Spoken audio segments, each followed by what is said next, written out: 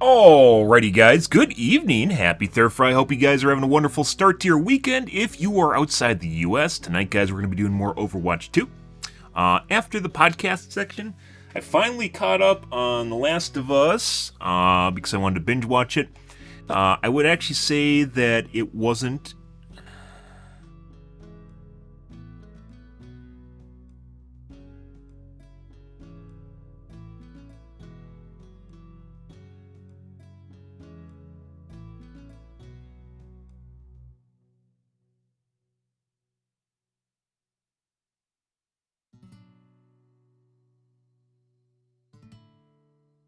That's weird.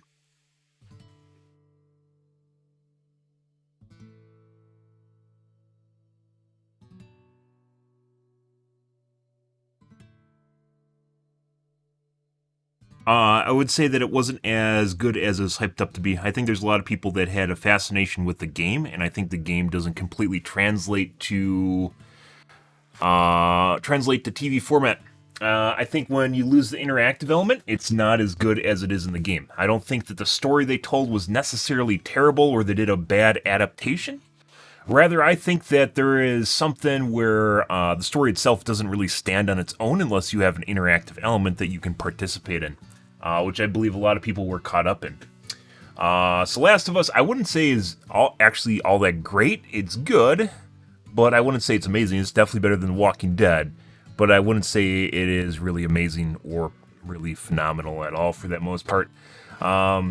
Yeah, it just, especially after episode 7. Episode 7 is a drag. Putting aside the content, it drug on. There just wasn't much there, even though it included the main character, as opposed to episode 3, which was just completely fucking random. I don't, like, putting aside agenda, if you just look objectively at the series, episode 3 is filler and serves no purpose, putting aside the fact that the story itself is very character and plot driven. Episode 3 is just out of nowhere. It feels as though there's nothing there. That just like there's maybe like 3 minutes of time at the beginning and the end of Ellie and fuck, I forgot the guy's name. I always forget the guy's name. Ellie and the main character, which is a great actor. There's only like 3 minutes of tie-in, and it's honestly not really. Maybe a little bit more than that. Maybe 5 minutes of tie-in. It's honestly not worth it. I don't know why they did it, putting aside that they wanted to do it to have basically a gay relationship in the series just out of nowhere. I don't know. That being said, episode 3 was much more interesting than episode 7 was, even though episode 7 actually included Ellie. And episode 3 did not include any of the main characters outside of like the little story that was just inserted into the episode. That had nothing to do with basically the main characters for the most part. Besides, they met them once and, oh, hey, look, they're friends. That's it. And then that was it. Episode 3 made no sense why they inserted it into the series. It's something you'd expect out of like a long-running series like Walking Dead or something that has a bunch of filler in it. Very weird. Episode 7 drug on super long. It was just supposed to be like something like what's the series? Not the Best of Us.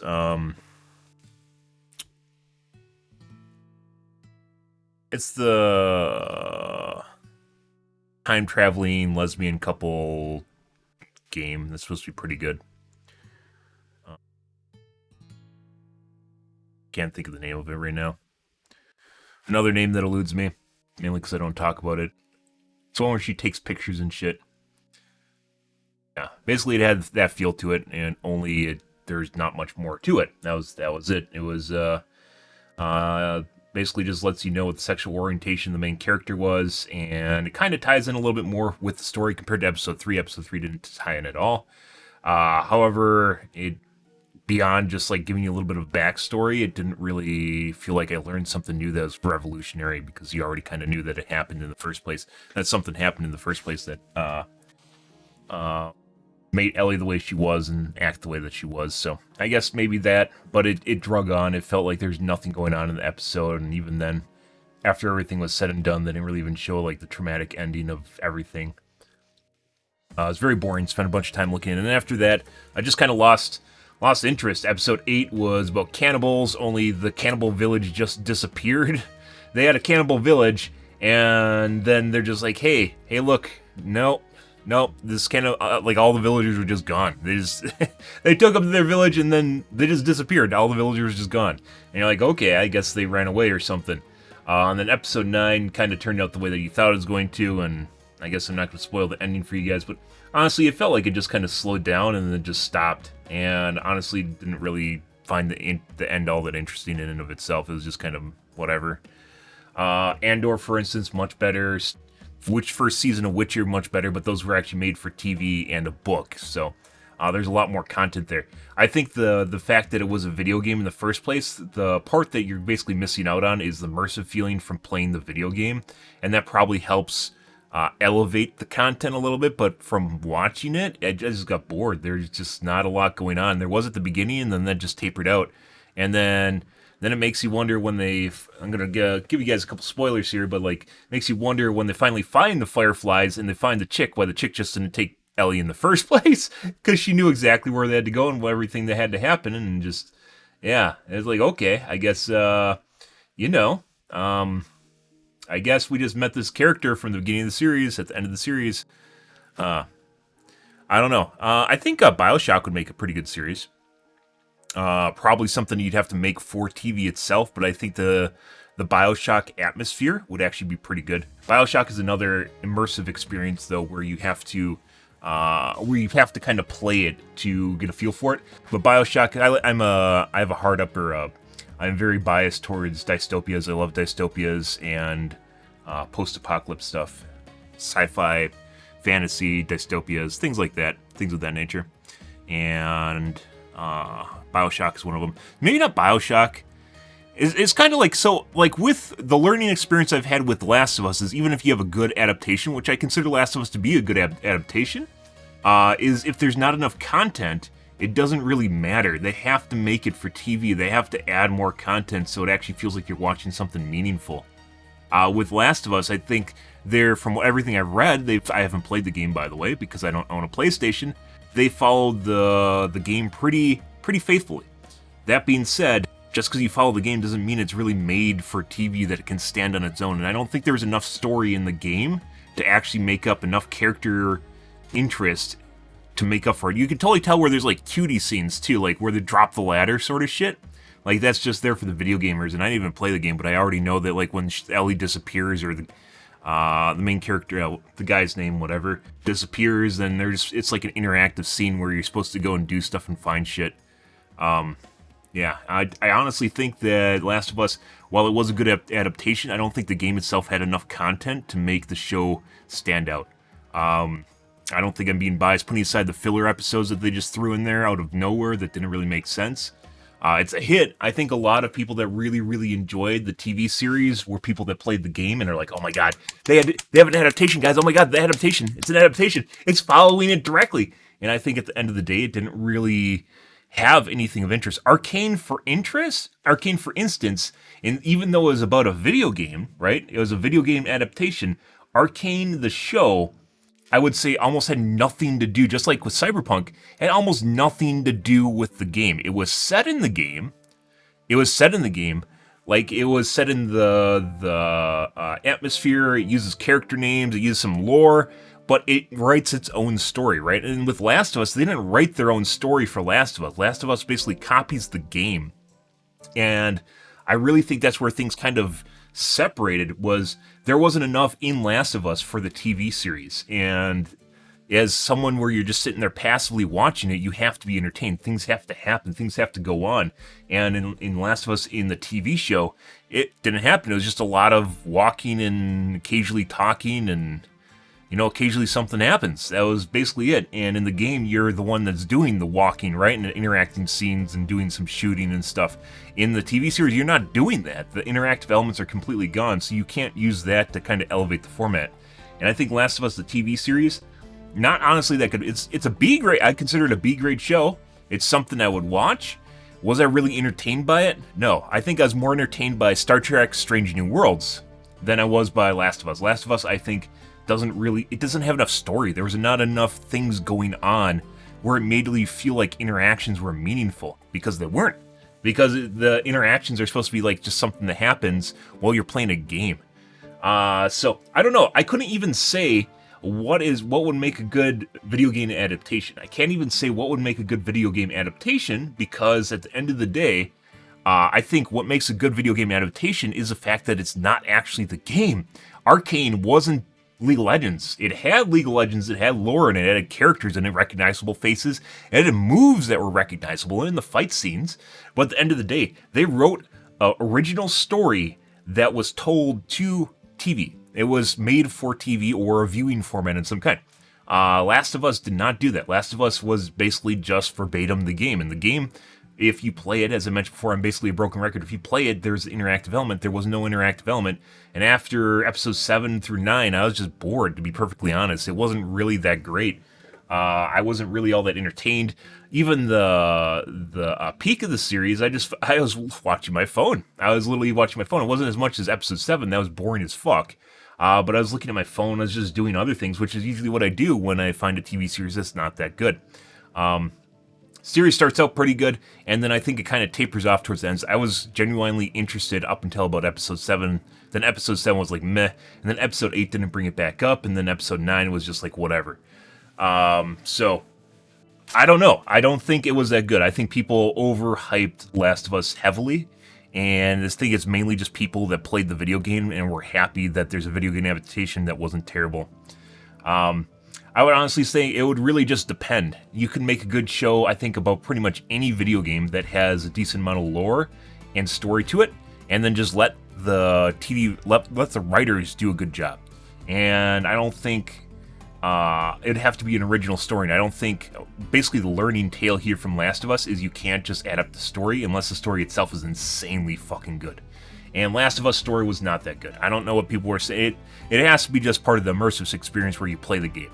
And that's the only thing I can sum it up as, because I was not all that intrigued by it. It was Walking Dead. You said Walking Dead was better?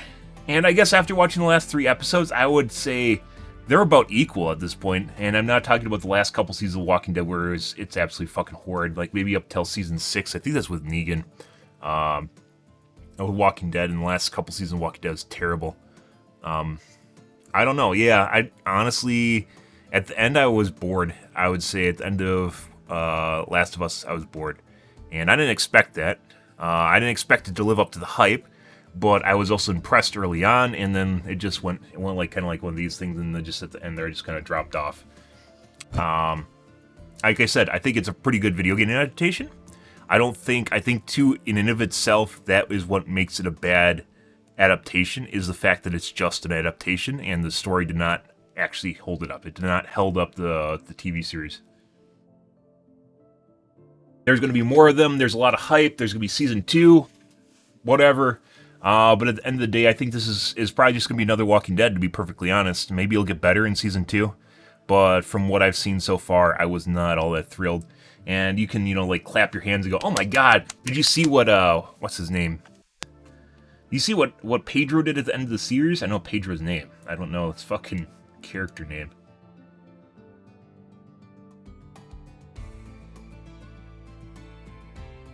Joel. Do you see what Joel did at the end of the series, guys? Oh my god, he told a lie. That's gonna come back to haunt him, guys. Oh my god, you made a choice that Ellie will remember. And you're like, okay. Okay, alrighty. Like I said, maybe it'll pick up. Later on it'll pick up, but to be perfectly honest, I'm not looking forward to it.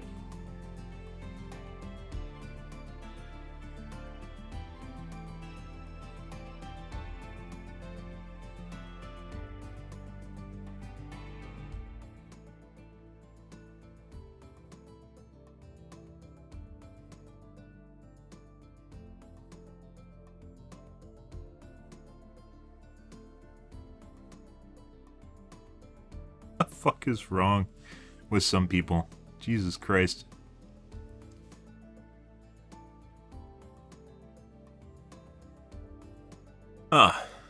Joel Wick. Yeah, I think to be fair though, I have seen, what was it? Was it a Tarantino movie? I have seen basically what Joel did, they've done better. It was with a sniper. It was a TV, very certain it was a TV series. It was with a sniper, a World War veteran sniper. where he basically did the same thing that Joel did, only, and I think it's better than John Wick. Oh fuck, what was the name of the? Was it a TV series or a movie?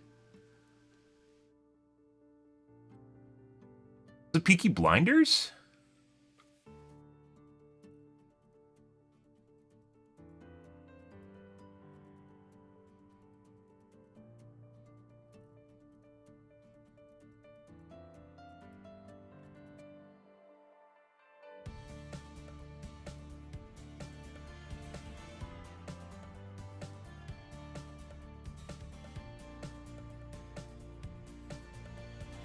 I don't think so. Oh. What was it? It was a gangster show. No, it was a gangster show. It's not Peaky Blinders, though.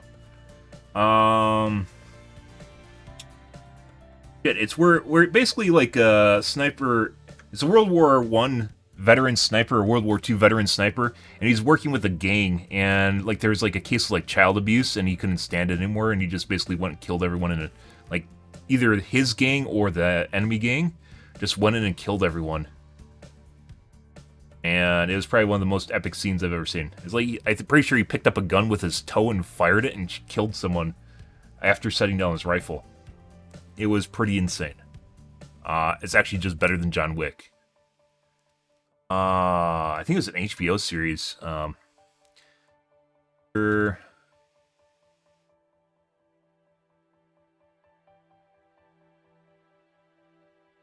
Boardwalk Empire. Boardwalk Empire.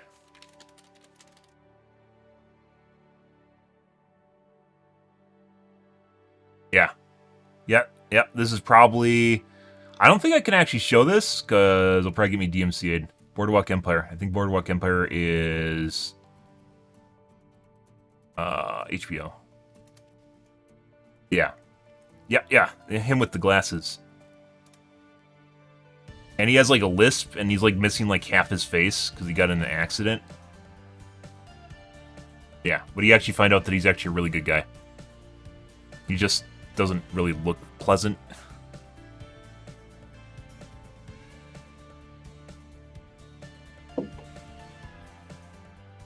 See the Russian fighter jet down to drone, yeah. Whatever. I hope that doesn't actually bring us into conflict with Russia. Russia's probably trying to...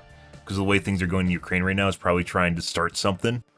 And I think what the U.S. needs to do is not get started in something. You need to be a bigger person here. They're probably trying to save their economy or something like that by getting us in a war. We don't need a war with Russia. I really, really hope we don't with Russia.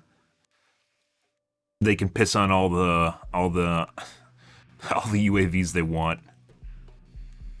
Yeah, like they're trying to be just super disrespectful. And there's people who are like, oh, we got to give a military response, and I'm like, no, we don't. One was killed. They downed they didn't even shoot down the drone. They ran a fighter jet into the drone.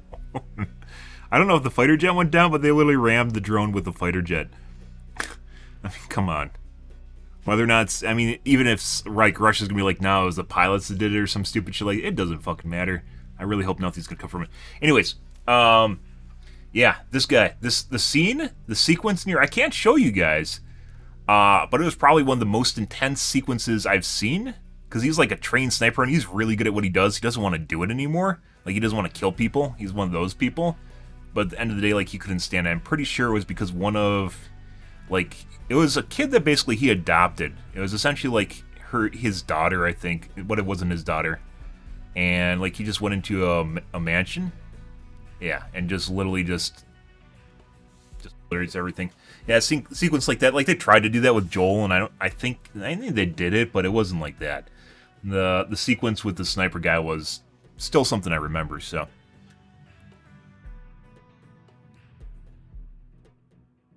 they tried to dump fuel on it to stall it. Yeah, I mean, I think that was more of let's look like we're pissing on it is sort of the ordeal, more so than trying to stall it. People could assume all different sorts of reasons why they did that, but I'm pretty sure it's more of trying to be humiliating.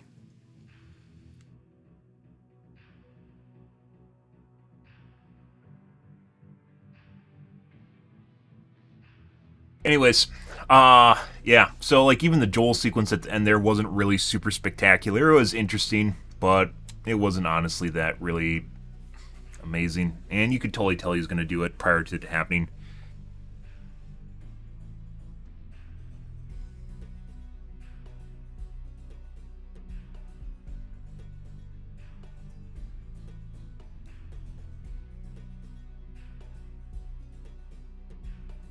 But yeah, anyways, Last of Us Season 1, I think was overhyped.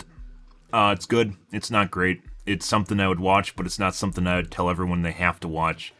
I think there's a very strong, because we're on Twitch, there's a very strong crowd that is predispositioned to anything that involves video games, and as such, they'll hype it to the sky simply because it involves video games. We're going to take a look at the YouTube video, the Critical Drinker's take on it. We'll see what he says. Probably, I usually agree with him. We'll see, though. Oh, hey, look, the Critical Drinker's recommending The Whale, a depressing film. Thanks, Slane. Are you the Critical Drinker?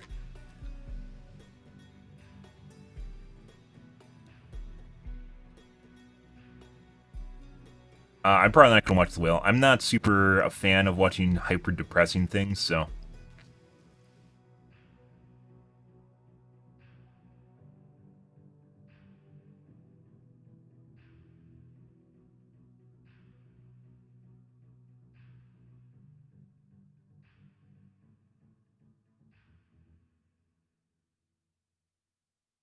You know, We're going to take a look at The Last of Us, though. And... Back, guys.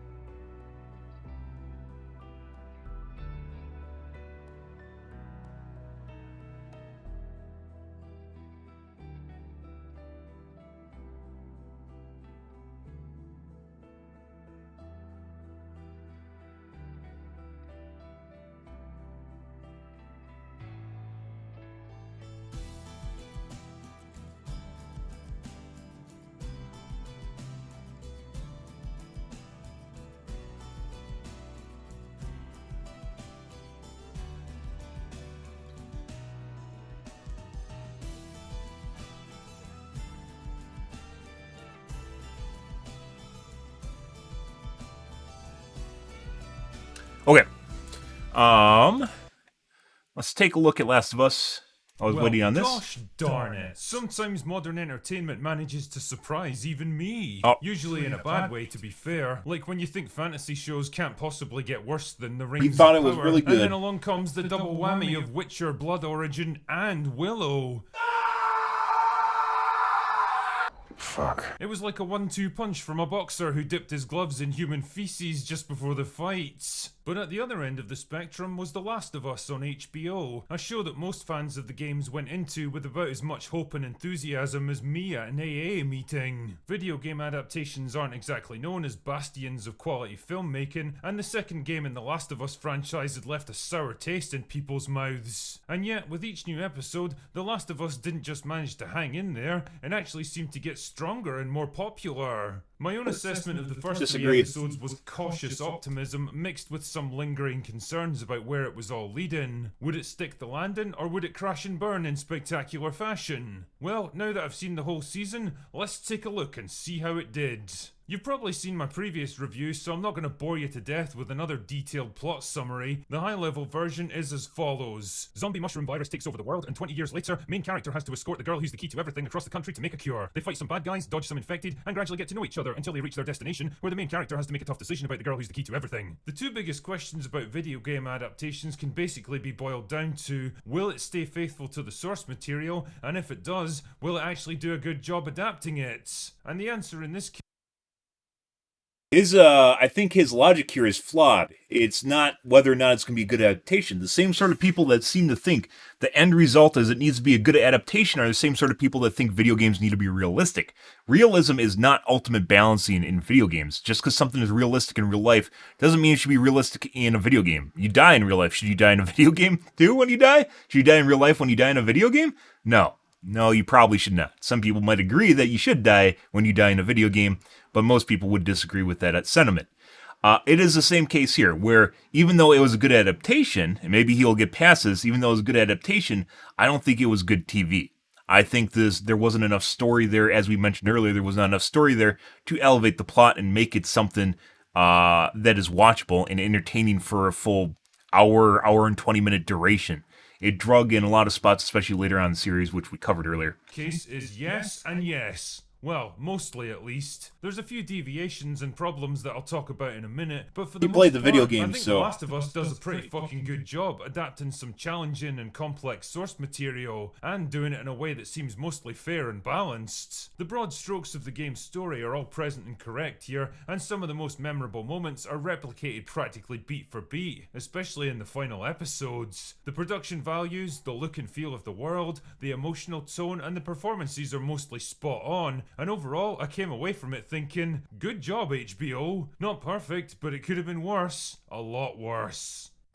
Now, all that being said, there's definitely some issues that I want to cover, mostly because they're issues that could have been avoided and hold the show back from being truly great. First and foremost of which is the pacing. The season's split into 9 episodes, the first of which are mostly there for backstory and world building. 2 more are devoted almost entirely to flashbacks that have almost no connection to the main narrative, which leaves only 6 real episodes to cover the entire storyline of a game that takes about 20 hours to finish. The result is a narrative pace that judders awkwardly from morbidly obese Glacier to hyperactive 6-year-old after 2 cans of Red Bull. The 2 flashback episodes only add to the problem by delving into self-indulgent backstory that didn't really need to be told. I defended episode 3 at the time because I thought it was well acted and poignantly written, but even I'll admit that it didn't really need to be there, especially when no shit.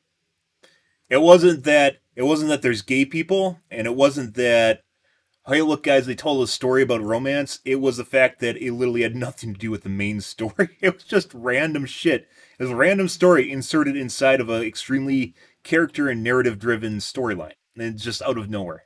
when we were still getting to know the main characters at that point. But by like far filler. the worst offender was episode 7, which tries to awkwardly crowbar in a piece of superfluous DLC content from the games. It goes nowhere and adds nothing of value, and generally took me out of what should have been a gripping point in the story. And I can't shake the feeling that it was included to stroke Neil Druckmann's ego rather than elevating the narrative. Ellie's gay, by the way. On the subject of Ellie, one of my...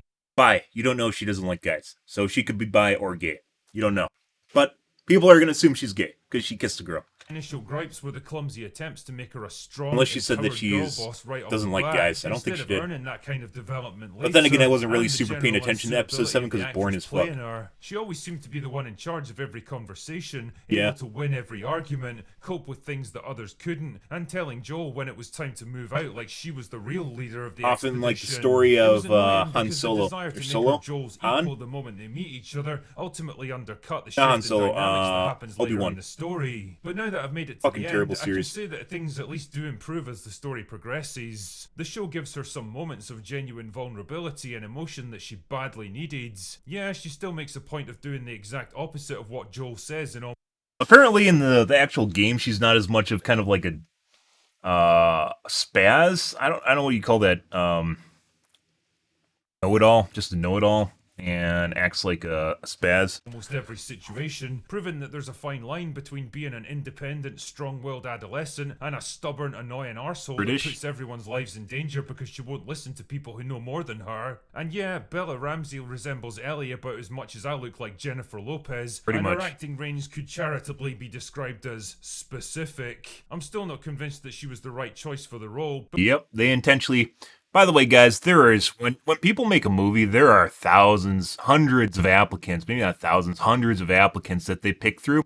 They could have picked someone that looked almost identical to Ellie and probably acted just as good as she did. And they intentionally picked her because she looks the way that she does, which is nothing like Ellie, and kind of like she might have had I don't want to be too mean, but maybe some sort of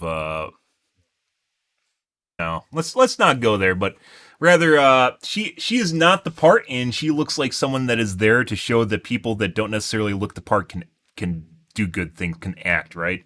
It's basically affirmative action. She does not look at all like Ellie in any way, shape, or form, and acting was all right. She is not super amazing, but yeah, But overall, I have to admit that she did at least grow on me as the season progressed. I'd agree with that Most too. of the heavy lifting, though, was left to Pedro Pascal, who does a solid job with the material he's Yep, given. he's a great I say actor. that because there's a definite distinction between the game and TV versions of Joel, and Pascal's version is clearly a different spin on the character. Less assertive and dominant, more damaged, traumatized, and unsure of himself, Yep, and like starting guys to are supposed slow to down act. as age takes its toll. There's times when he comes dangerously close to being weak and whiny, like you begin to wonder how he even made it this far in such a world, but somehow the script Yep, it's almost like they did that on purpose. always manages to pull it back just before I get totally disengaged. And well, the final episode proves that he's still very much a force to be reckoned with if you cross him. Another thing that kind of bothered me were the infected, in that, well, we really don't get much of them. And Yep. it's a shame, because for a post-apocalyptic zombies show, we're a bit light on the old zombies. They tend to show up on their own for little jump scares when it's time to write someone out of the story, but apart from a big blowout action scene in episode 5, they basically fade into the background for the rest of the season. Yep. Again, I can't help but think that cutting out those 2 superfluous flashback episodes would have freed up a lot of time and money to work in a bit more tension and action scenes. There's also this weird reluctance to engage with the morality of the world that they're living in. Like, at one point a character keeps referring to the military government of the quarantine zones as fascists, but when Ellie points out that they're literally the only thing holding human society together, her only answer is, "You're so annoying when you argue like this." Battle of wits, and then they don't actually write it. I think this is the source material, though. Pretty much. Battle of wits Fuck actually off, takes good Riley. writers to make. This is an important point that needs to be addressed, you self-righteous spam sandwich. If you represent the terrorist group that wants to overthrow the government, then you need a better justification than, "I just don't like them because they order people around." Pretty I mean, much. what's to say that you guys would be any better at running things? Was it episode 6? Was with the where the people take over? Or was it episode 5, episode 6? And I forgot the guy's name. Basically, Ellie's when they do the flashback in episode 7, Ellie's essentially like headmaster of her university, I don't know, principal, whatever you want to call him, where she has a heart-to-heart with this guy, and he talks about it basically being they're the only option between basically nothing and there being stuff, and while stuff doesn't always go the way that they want to, they try to make it a better place.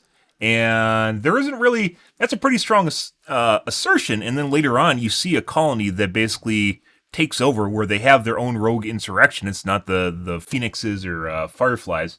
They have their own insurrection, and it goes to shit because they misprioritize. They majorly misprioritize the things that they really need to. Actually, I don't even know if it went to shit. We can assume it went to shit though. their colony went to shit because it was governed by a bunch of people that literally just stood up. Although, to be fair, their government prior to doing that apparently was really terrible.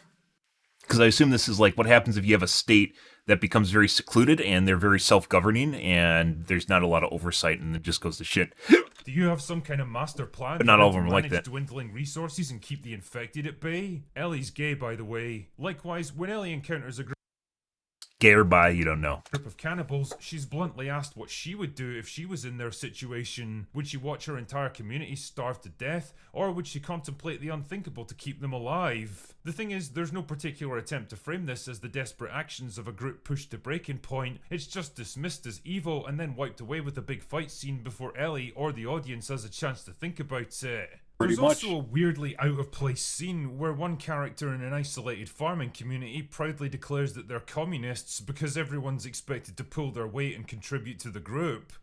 Nah, it ain't like that. It is that, literally. This is a commune. We're communists. That's not communism, that's survival. That being said, most of these gripes are really just minor criticisms in an otherwise solid adaptation. The big question was, would The Last of Us keep the perfectly balanced, awesomely ambiguous ending to the game that brought the main character's storyline full circle and posed a bunch of fascinating moral questions without trying to push the audience either way? Or would it try to reshape it to better accommodate the events of the second game? Well, I'm pleased to say that they got it right with this one, delivering a season finale that hits all the same emotional high points as the game, and wisely doesn't try to fuck with what was already a great piece of writing. It's just as brutal, uncompromising, and perfectly structured, and ends on the same note of cautious, flawed optimism. Two people facing up to an uncertain future together, each willing to compromise for the sake of the other. Oh, if only they knew what was in store for them. Ultimately, The Last of Us might not be the perfect adaptation we all wished for, and in most respects I generally consider the game to be a richer and more satisfying piece of storytelling, but judging the show on its own merits, I have to admit they did believe a pretty that's a good spoiler, job by the way. overall. It's a well-written, well-acted, and often gripping post-apocalyptic drama that respects its source material and its audience. Imagine that in 2023. And if you're willing to go into it with an open mind and see it as what it is, an adaptation of an existing piece of source material, then well, I think you're probably going to get something out of The Last of Us. Anyway, that's all I've got for today. Go away now.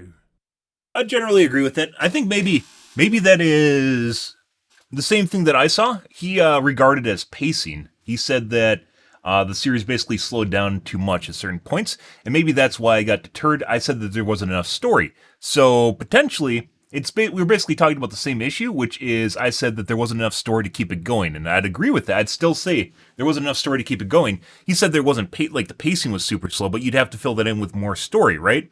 But the story doesn't exist because it's already faithful to the adaptation. So then you have to make story for the TV series adaptation. Where Arcane and Edge Runners, on the other hand, had a lot of story, and it basically just willed it out nothing. They told an original story, right? And I think they did a really good job. And in this case, they were faithful to the source material, but too much faithful to the source material in which they didn't really have story. They didn't have a story at all. Or not a story at all, but it slowed down. There's too much just walking and occasional conversations and not enough meaningful dialogue or things that are happening around them that matter. I guess that's just the end takeaway from that. So very similar in and of itself, but not really.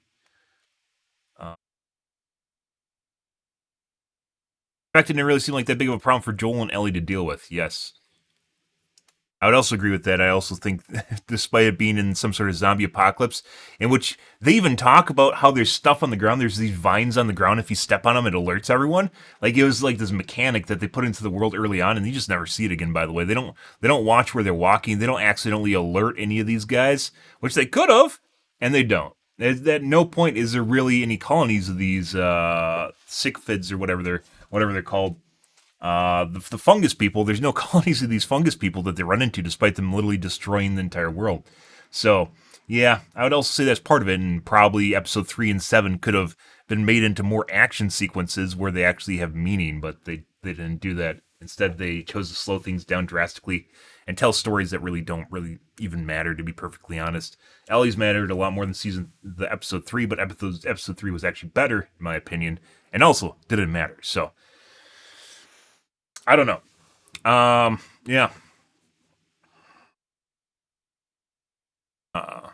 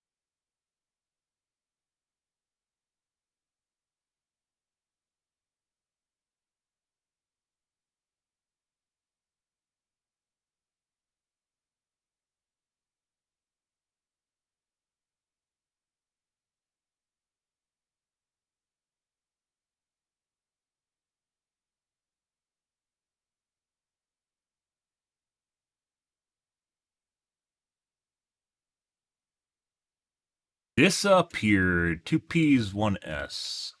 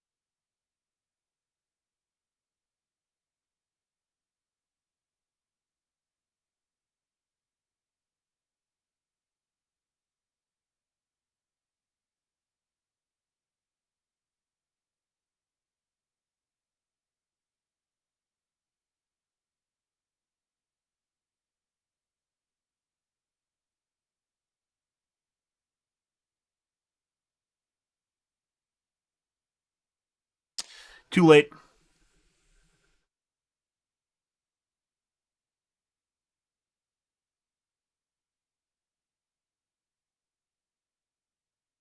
Ellie and David fighting off the infected at the sawmill helped me establish trust between them, and his betrayal hit harder. David was way creepier. Ah, yeah, because he had he cut out on the whole thing where David was the leader of the cannibal people, and apparently he's a pedophile and uh,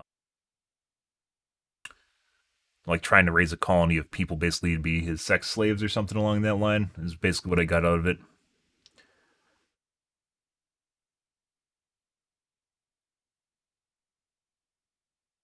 Three different people were like, Ellie, you're a natural leader. No, she wasn't. Just because you object to anything people say and decide to be contrarian does not make you a good leader. Actually, it's the opposite. As when you have to learn to work with people you really don't want to and have to make compromises is one of the qualities of being a good leader, because you eventually have to compromise, especially when you're doing things like, let's say, bartering a truce or a treaty, because killing people sucks. At the end of a war, right? You make compromises. Yeah, we did the whole no compromises thing. That was at the end of World War One, and that didn't work out very good, which is why they're much more careful with the treaties at the end of World War Two. Yeah. No, it's exactly the opposite of that. There's some people that are very simple. I want to say like their processing level is very simple, and they see something and they misconstrue it with the value that they think is really good, and just being objectionable and just like, no, don't do this. I don't want to do this. It doesn't make you like spoiled kids do that, and then they spoiled kids do that. When you're an adult, you have to learn. You have to deal with shit around you because you can't always just get what you want. It doesn't always work that way because you live in a world. It would be nice if you got everything you wanted, but then everyone would have everything they wanted, and we probably wouldn't have much of a world. So, yeah.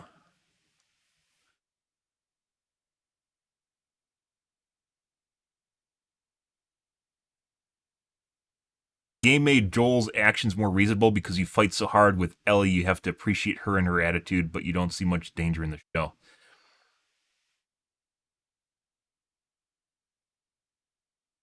Not enough bonding. The point of the plot was Ellie needed Joel's skills to survive without the dependency in life and death situations created by the infected. It's harder to buy their father-daughter dynamic. The show didn't give enough time moments to overcome those obstacles. Interesting. When Joel gets hurt in the game, this huge moment, Ellie lost her protector, now has to grow up and adapt quickly while being surrounded by all kinds of enemies. Moments like this just hit way harder in the game. There's an interaction element where you feel like you're helpless. I'm sure they showcase better in the game. Okay. The Whale. I don't actually plan on watching The Whale. Maybe we'll take a look at that. What time is it? It's 1. Take a look at a B1M. I do like B1M. Before moving on, I'll do an upload here. Look at almost any skyscraper that's been put forward in the last decade or so, and you might notice a budding trend. They all have trees on them, and it all seemed to start with these Fancy ones do. high-rises in Milan. Now, green-covered towers aren't just meant to stand out like giant chia pets across drab glass and concrete skylines. Vertical forests like this aim to improve And our DMCA. cities by cutting CO2, providing shade, attracting wildlife, and even improving our mental health. But when you take off the rose-coloured glasses, just how green are these green skyscrapers? How is vegetation even maintained so high above the ground? And if it's such a no-brainer, why doesn't every new building look like this? It's time to dig up the truth under these forests in the sky. Your mom made a forest in my sky. Architects sticking trees on new building What? renders is becoming a bit of a joke. It's now so common that light-hearted suspicions of some kind of automated AI program or a senior partner sprinkling trees on projects just before things go out the door have been doing the rounds. Some question the cost and maintenance that adding trees brings versus the benefits. So is this just a shallow trick to boost social media or commercial interest in projects and make them feel sustainable? Or is there a genuinely more noble purpose? Well, to really answer that, you need some more context, and that means zooming out a bit. Walk through cities like New York, London, or Tokyo, and they seem massive. But compared to all of the Earth's land, built-up areas only really take up around 1% of the space. And yet, our urban areas are responsible for around 70% of global CO2 emissions, and skyscrapers and cars are among the main culprits. While many of us may not realise it, if we really want to tackle climate change, it's kind of essential that we build and use our buildings, cities and transport systems in a much more sustainable way. Expanded public transport, better building insulation, renewable power sources like solar, and smart temperature systems can all help with this. And so can greenery. So how exactly did this trend plant its roots? Well, it's not entirely new, but while there have been green roofs and garden roofs for centuries, we can kind of pinpoint the start of the current trend to one little spark over in Milan. This is Bosco Verticale, or Vertical Forests, which completed back in 2014. Designed by Italian architect Stefano Buere, the two high-rise towers are I can only imagine how some of these are going to turn out later in life, guys, when these, like, if the plant roots start growing into the foundation or the sides of the building, which may or may not happen. I honestly think this is a trend. I don't really think there's any value in doing this. It just makes things more expensive and adds a touch of green so you can call your place green or greenery. Other than that, I honestly really don't think it makes much of a difference. are covered in thousands of trees and shrubs and stand 112 and 80 metres tall respectively. More on how they engineered all that in a bit. Since this building came on the scene, similar structures have popped up all over the world. There's One Central Park in Sydney, Agora Garden Tower in Taipei, and the Oasia Hotel downtown in Singapore. In fact, the tree thing really is happening everywhere. Now, I know what you're thinking. Why have you interrupted a video about engineering with your face? Well, rather like those tree-covered buildings, I also require a little bit of work to look good, and that is where this little beauty comes in. Yes, we're doing them. It's called micro to energize. Makes the perfect Head spot. thanks to those day, and its greenery is clearly thriving.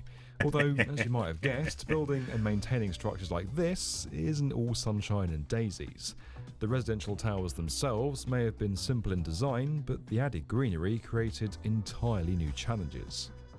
Before construction started, architects studied vegetation in the area, consulted experts in the field, and looked at average weather conditions.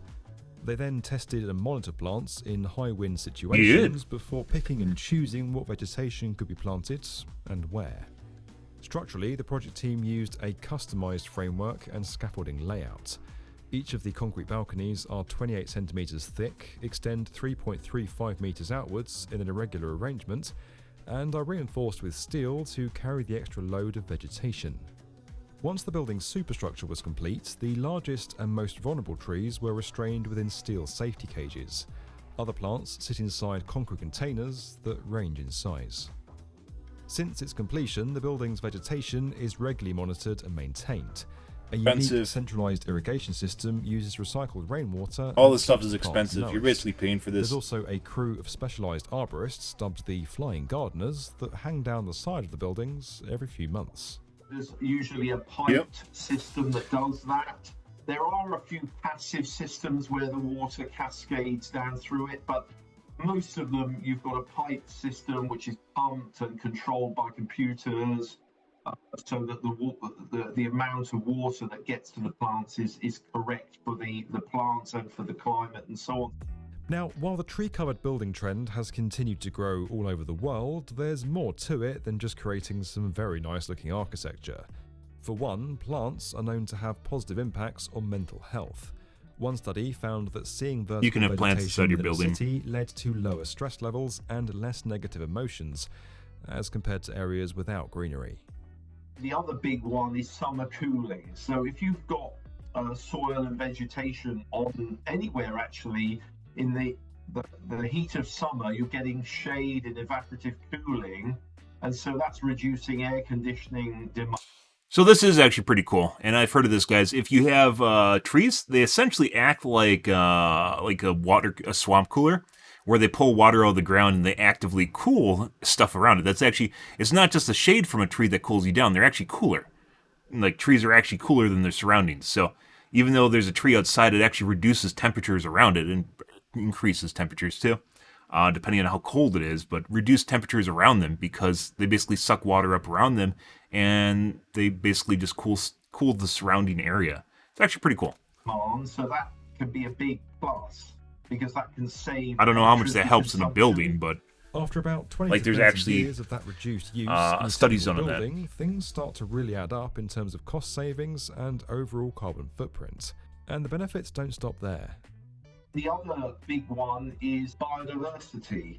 We know that by choosing the right plants in the right combinations, we can really make the urban area more attractive to wildlife, birds especially like this. You know, a lot of birds can feed and nest in these features. Ever since its construction, Bosco Verticale has exploded with wildlife. According to the architects, it provides a habitat for over 1,600 bird and butterfly species, though that in itself does create a maintenance issue. It's also not just an upgraded structure that buildings like this need to think about. To prevent water getting inside, Bosco Verticale and green roofs in general have a waterproofing and drainage layer between the growing medium and the structure. Fire is another critical area. Many national building codes demand that designers and engineers prevent fire from being able to spread up a building through its external cladding or facade, or to design systems that protect occupants and the structure's overall integrity should that happen. Any plants or trees need to be added and then maintained to meet those specific national rules. Typically, that means keeping them to a certain size, preventing them from becoming too dry, and incorporating the right fire suppression and evacuation systems. Despite the touted benefits of adding trees to our buildings, it's perhaps telling that we haven't seen an explosion of fully completed projects looking just like Bosco Verticale. In fact, very few structures have even tried to come close. The Spiral in New York was pitched as a lush addition to the concrete jungle, but now that it's complete, its greenery feels like a far cry from the renders, though granted, it's still early days. Many other projects go for a sprinkling of trees rather than attempting a full-blown forest, and the finished results can often end up a long way from what was shown in the design renders. But it's not just other projects falling short. Some believe that Bosco Verticale feels like a standout anomaly because it had a helping hand. The real project gets built right before the Milan Expo. So it's like the government is like helping them have that project as a showcase project for the city, and that doesn't happen all the time. These kind of projects all have like legal challenges that you have to go over, like the code issues, because you haven't seen it before. When it comes to like, let's say New York or like cities that have a long history and like code issues, then it's a whole nother like game. As you might be gathering, adding trees isn't a stroll through the park. Balconies need an immense amount of concrete to carry the extra weight. That means stronger foundations and superstructures and extra cost. Maintenance. On top of all that, concrete production is a huge source of CO2. In 2021, the cement industry accounted for 7% of all global emissions. So while extra trees in an urban environment may reduce carbon over time, the concrete can actually add to it in the initial construction phase. Steel isn't much better. There's also significant long-term maintenance, both for upkeep and safety, and those added fire considerations, all of which, again, adds more capital and operating cost. For some, it feels like just adding a few trees at the render stage is a move to win over planners, reassure local communities, close real estate deals, and get your Instagram like count up. And that's an important bit of context. Many new projects need public and commercial support in their early stages, and ensuring a good reception to your renders in the media can help win over both of those constituencies. Trees are popular and can help soften developments. The designers are very attached to making it visually look cool, but actually if you ask these like serious questions, does it really impact the tenants or like the city itself, the surrounding environment? Nobody has really given proof that it significantly improved anything, but in principle it does. It's supposed to have some great impacts in the future. Those impacts largely remain to be seen, but may become more seriously sought after as the fight against climate change grows in urgency. They'll certainly come under more scrutiny. For now, architectural renders continue to feature plenty of trees, and that could be a sign of what's to come over the next decade as these projects get built. Bewary alone, one of the few practices with an actual proven track record in this area, has already proposed concepts for an entire forest city, a stadium, and more. While many doubted the initial idea of vertical forests, the concept is now clearly branching out. But whether or not it becomes a widespread, genuine... Like, I think you could honestly offset this with just having parkways next to it that's just green area, without having it on the buildings itself, but maybe that's just me. Genuinely impactful and long-term part of our urban fabric will and then maybe on the roof years to discover. You can learn even more make about a park on and the roof and then make topics on parks our around it. channel over on I the think it'd basically be World's about the Best same. Construction podcast, available right now wherever you get your podcasts. Do like the B1M, guys. As Interesting always, takes on the enjoy world, the interesting things in architecture and construction that's happening around us. All right, let's move on. Let's take a look at the Reddits and see what's happening here tonight. What are the kids bitching about? Sarah used as a step stool. Genji bouncing off her head.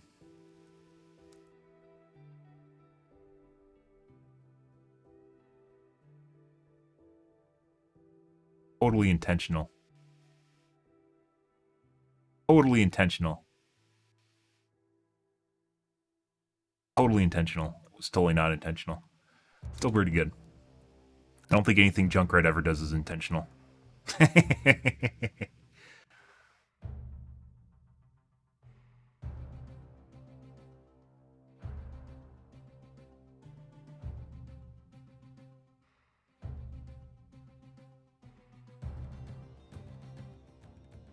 I was gonna say Farah. Let's see. Characters did you think were brain dead easy until you tried playing them? Tracers. Why would you ever think Tracer's easy? Hammond, yeah, he has weird ball physics. I'd say that. I agree with that. Winston, disagree.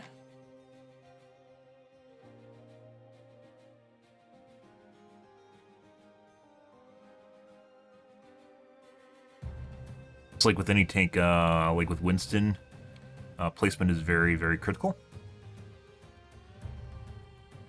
Your 76 can't aim for shit. I mean, if you can't aim for shit, you should be able to figure that one out. Anzo, maybe. He has a lot of spam. I think people might think he's just spam, and he's not. No, Reinhardt.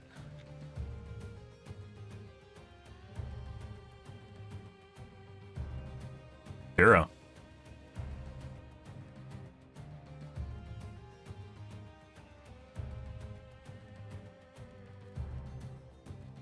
Farah.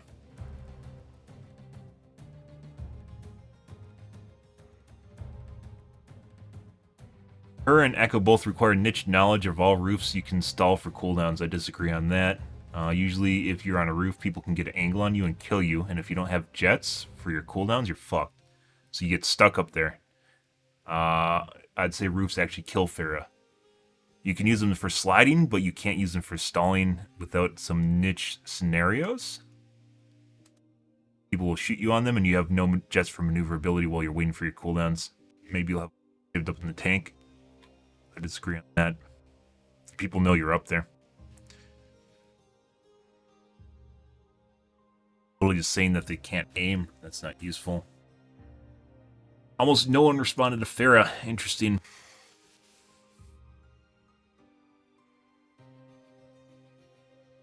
Definitely would say Farah is the most hated character in the game, for sure.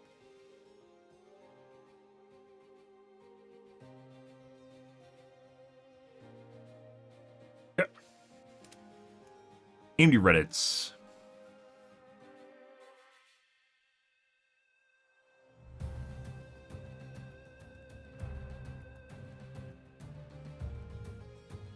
X3D 750 underperforming.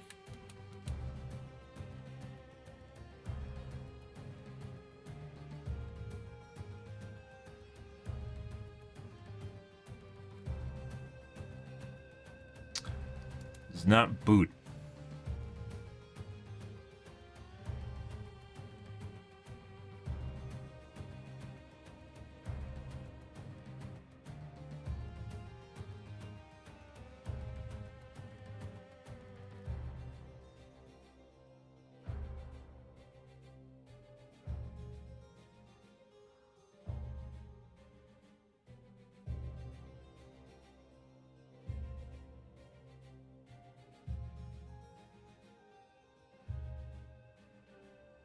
Yep.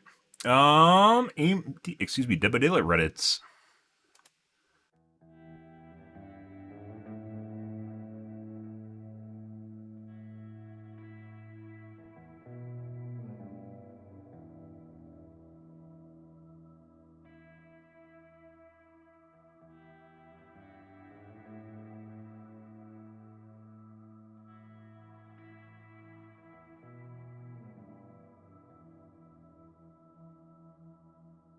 Killer does one thing doesn't mean every killer does. I mean, you could say that about literally everything in life.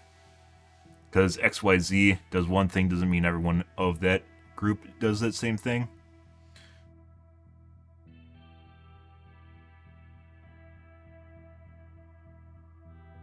Okay. I need to use the bathroom, guys. I'm going to wash out my coffee cup, and then we're going to be gamazing here in 1 second. We're back.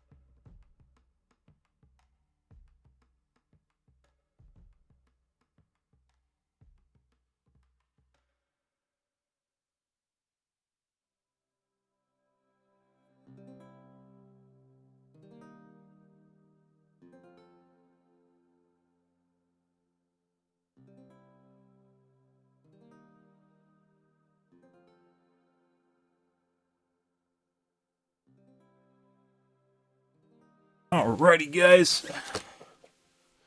Let's get on to the gamazine. Sorry about that. Indigestion. Alright, let's play some gamazes.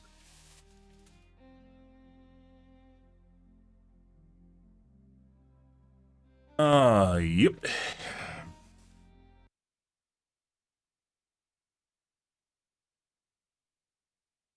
How the OWs are going tonight. So, Cities, apparently the next version of Cities is coming out this month, I think on the 24th.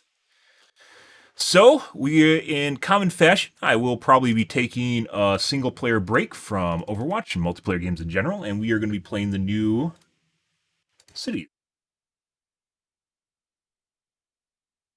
I enjoy simulators, and they're very rare when they do come out.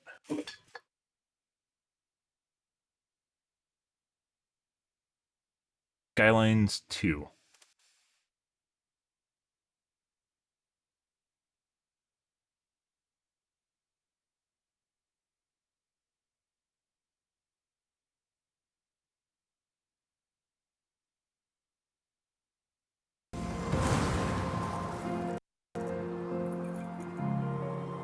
Yet evolve into something new. Not actual gameplay.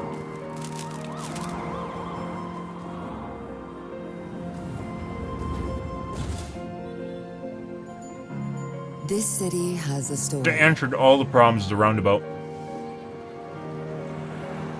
Envision a world created by you.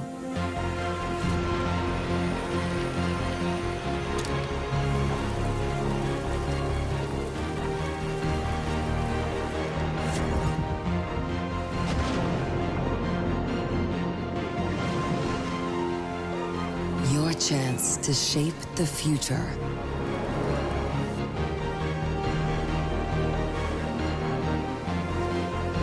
To create and inspire.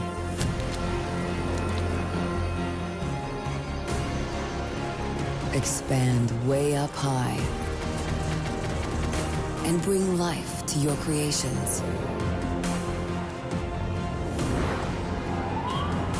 New worlds to explore and pursue.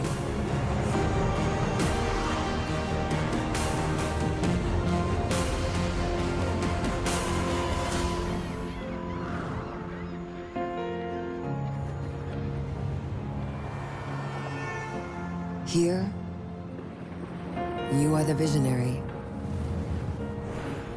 You are the creator. You make cities. Ooh. Ooh. I still miss SimCity. I really do. Community basically killed SimCity because they dicked on it so hard when it came out. SimCity, if you waited and you played it after it's patched a little bit, very good game. But most people dicked it out, and I think Cities is still inferior to SimCity. Just in terms of the sheer amount of simulation that happens in SimCity, where most everything in Skylines is kind of spreadsheeted out. It has a bunch of ratios going on in the background. It's still a simulator, but it's not as much as SimCity was. SimCity was phenomenal. But people dicked on SimCity so hard that they got Maxis canceled. And Maxis is now gone. Taking with it SimCity. SimCity was pretty phenomenal. I don't think we're going to get that back.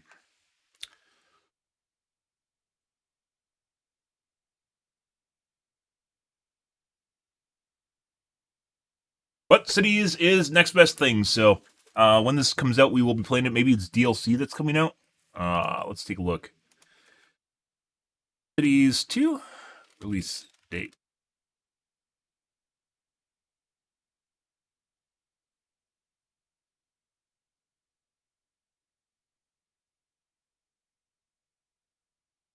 Maybe it's not this month. Maybe I was reading about the DLC.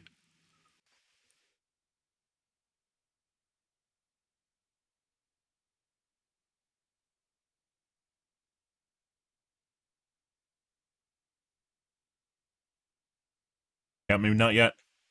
Maybe I jumped the gun. Later this year, March.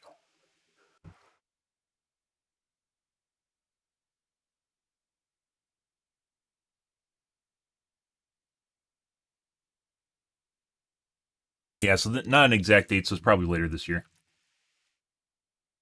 If it was this month, they'd have an exact date. If it's next month, they'd probably also have the date out. So it's probably in Q3 or 4. So it must have just been something World Tour. The fuck is this? I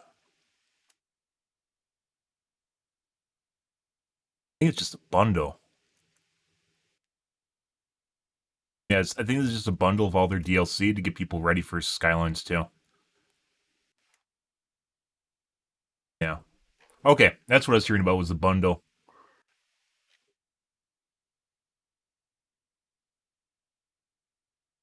Okay.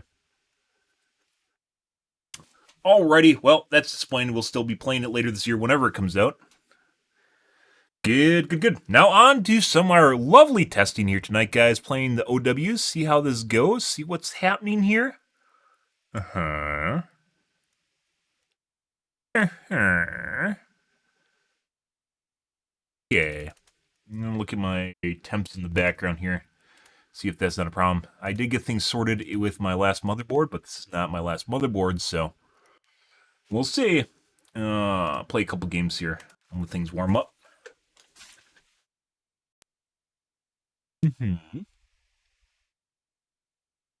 Alrighty. Overwatch 2.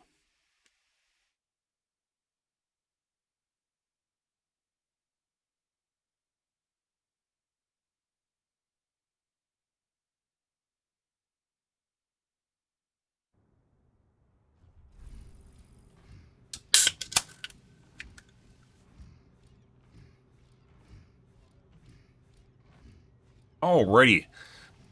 Got some Pepsi Mango. I love Pepsi Mango. I actually think it's better than Cherry Pepsi, to be perfectly honest. See what kind of games we get tonight. I think I was fiddling with, last night, eggs, and then also changed my timers a little bit.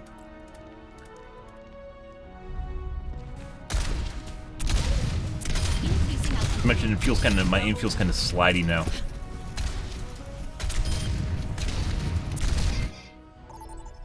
And instantly into a game. Good, good, good. Oh. See. Ah. I see.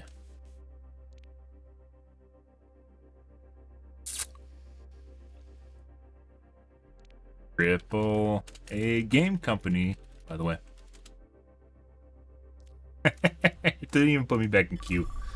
Okay.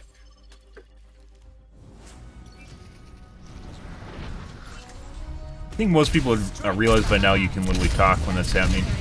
I've seen other people talk, so I know it's connected to basically everyone. Everyone that's in the game can talk.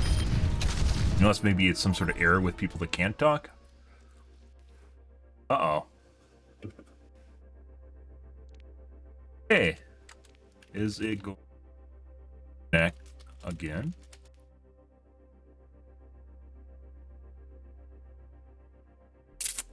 Uh-huh. Huh. Oh, yeah. We'll do one more, and if it keeps doing that, we'll restart my game and see if there's something broken.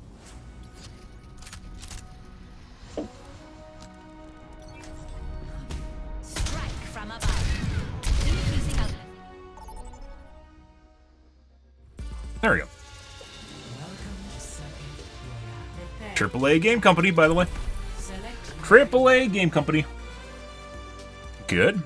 Ah, this is a cheater in it. Do we want to go next match? Oh, let's make some footage. We'll wait and see. We're definitely going to get shit on, though. Good, good, good. Sometimes they toggle on and off, though, so maybe we won't see them. My guess is we're going to, though. Does everyone know the plan? Aerial positioning underway. Anna, what has been going on in Egypt? It sounds serious. Just a few ghosts I'm laying to rest. It's nothing to worry about.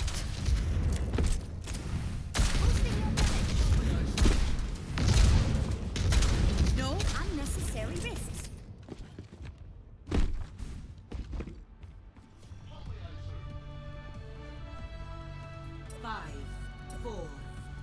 Maybe they won't cheat. My guess is they're going to, though.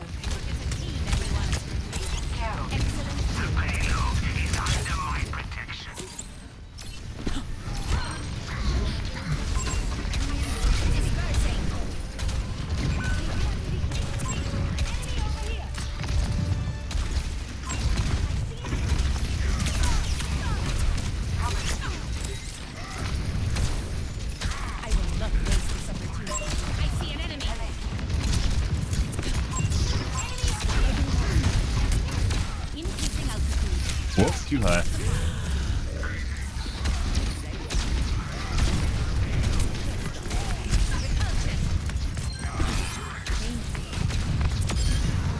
But we got it done. Scattered. I see an enemy. Feeling more powerful? Hello. Dispersing. Enemy over here. I have the payload. I need healing. I don't need healing. It was an accident.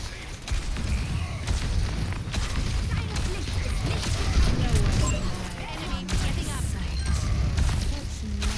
Concussive out.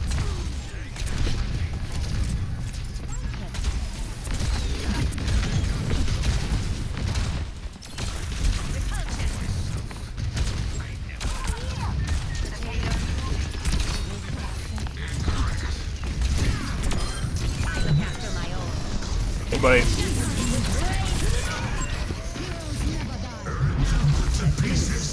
Good.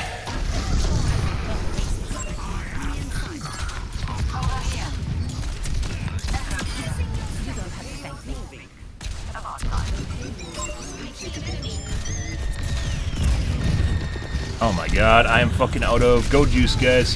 What a shit time to run out of jets. Holy fuck.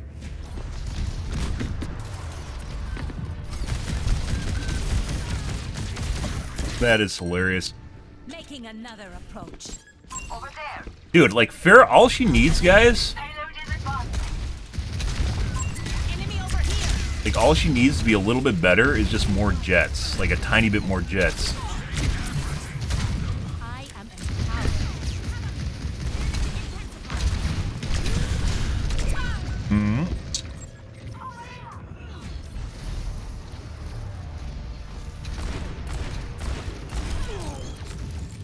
Begin? Let's find out. Time to kick some By the way, that's not the guy I thought was going to cheat. So. Okay.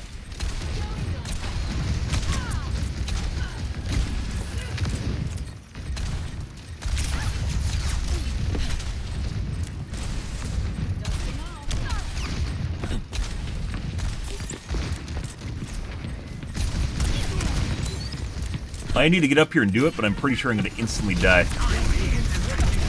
Mock grenade. Huh.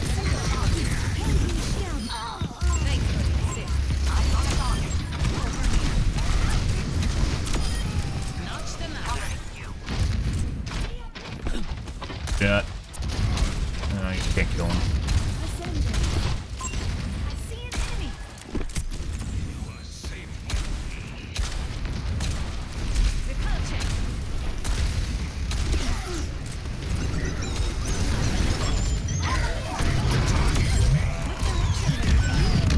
Bye, Mercy.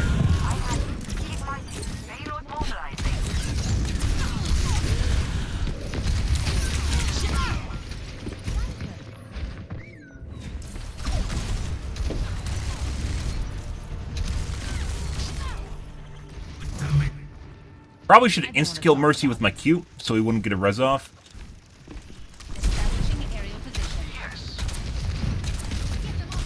Okay.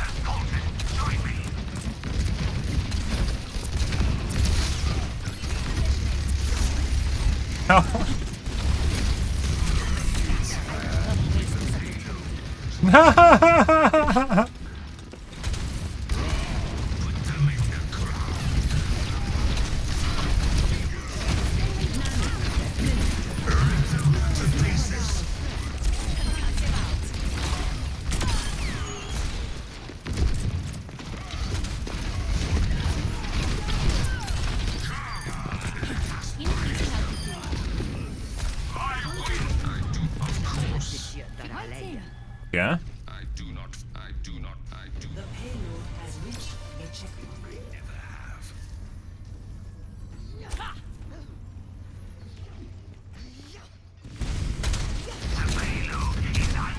have. Also chat GPT at this point.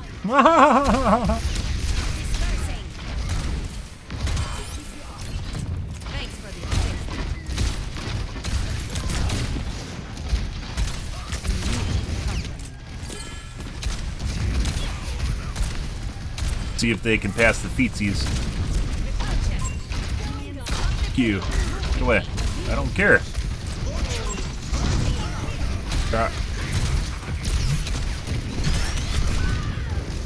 Uh-huh.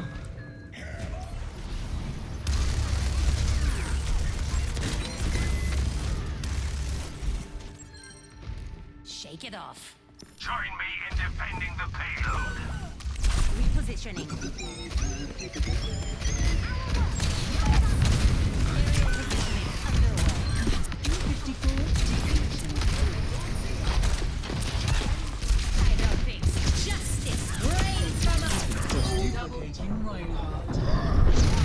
Oh, I'm dead.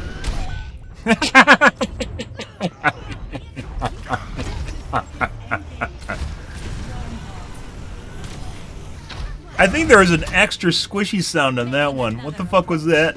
That was actually pretty hilarious.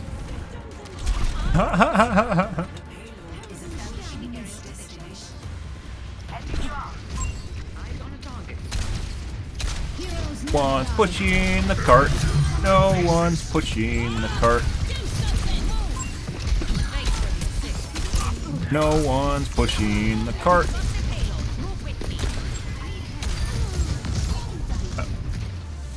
Alright. Actually, it didn't look like anyone's cheating that match. Okay. Well, luckily we played it. Also, chat GPT.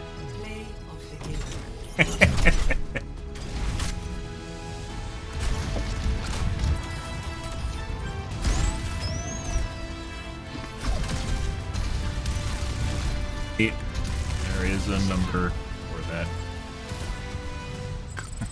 Someone just tries to say something super buzz-killing.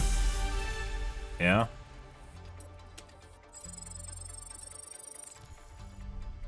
Mental health is not my problem. Bad thing to say, but that's the world we live in now, so... Good. Good. So it shows that my CPU actually did throttle that match. And I wonder if there's a setting I have to change. I didn't look at this because I thought it was only on the Gigabyte motherboard, but it looks like the Intel motherboard, or Intel Asus motherboard, also throttles even without hitting TG Max. That's not what we want. Why'd you throttle?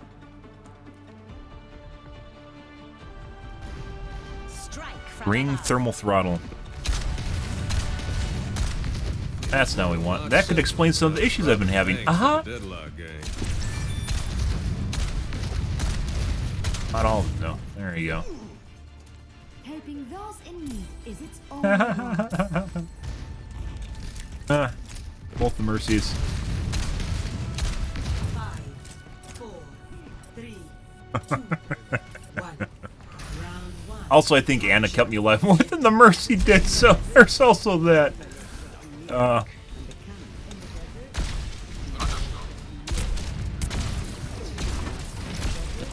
Pointed out the Echo.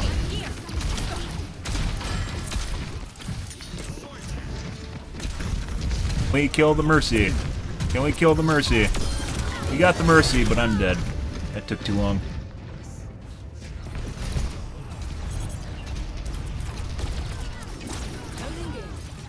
Should have landed and tried to eat through the door. Shake it off. Taking the point. Repositioning. Healing fortified. Mercies are a fucking abomination, guys. People need to figure that one out. You let a Mercy res, that literally undoes a pick. That's a lot of work. That can be a lot of work. Depending on who it is, especially.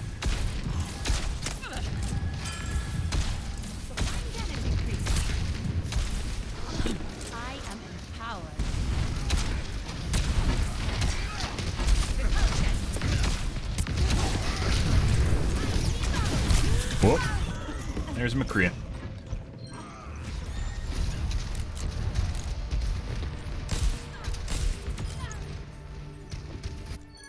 Pretty sure we got headshot.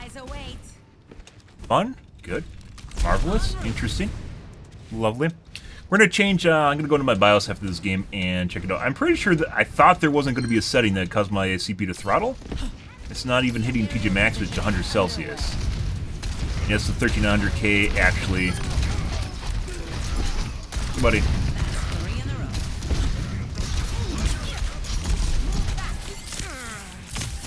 That.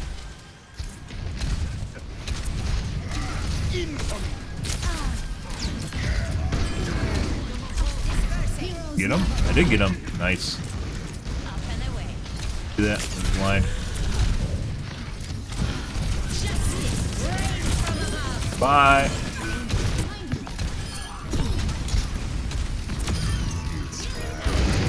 Holy fuck. No, this is a very accurate McCree. We're just gonna line of sight him. I require healing. I need healing. Let me tend to that.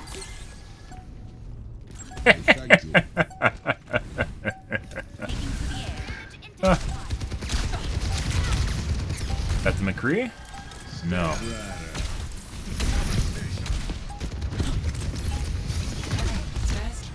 Oh. You get on point apparently. Thanks for the assist. Nano boost administered. This is what I call He just fell over, guys. Good. I haven't even tweaked my new system. I have not tweaked my system in the slightest, besides turning off C states. Because I wanted to get things kind of normalized, like my 5900X, and we have not been able to achieve that with all the tweaking. So. Pre-flight checklist complete. Running clean and hot. I can't flick worse shit. Or I can't hit directs worse shit in the air. Bugs me. Not even my new system, it's Windows 11. I think is a primary problem. And we might go back to Windows 10.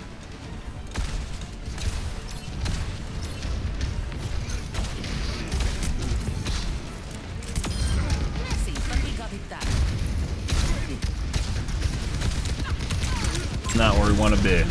I just got stuck in the wall.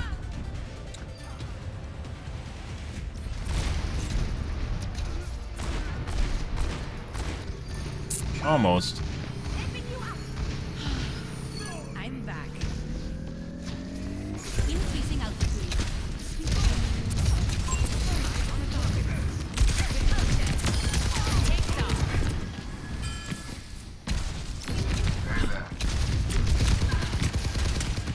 Give me... Oh my god. Give me knob. That's what I wanted. Oh, your medkit's gone. I stole your medkit. All mine.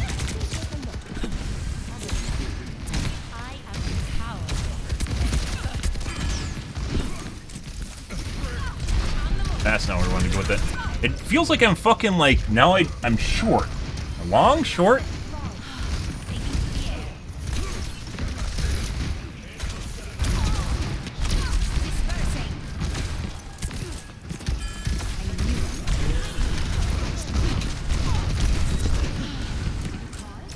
Christ.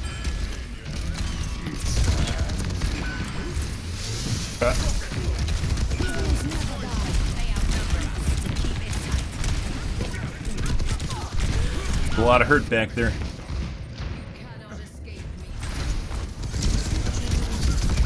Mercy, what the fuck is this? Hi, Mercy. Oh, God.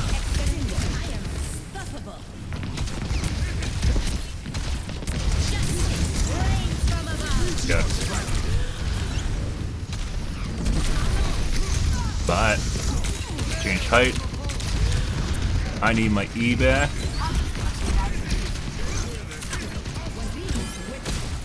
Fine.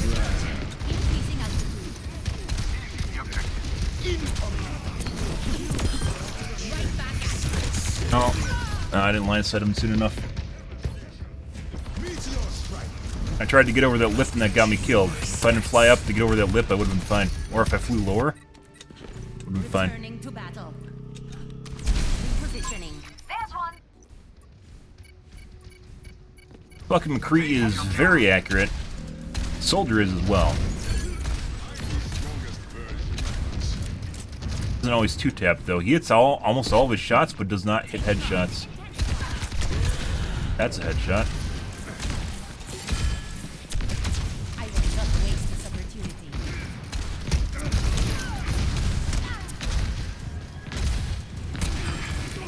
I see an enemy. These guys hit like all their fucking shots.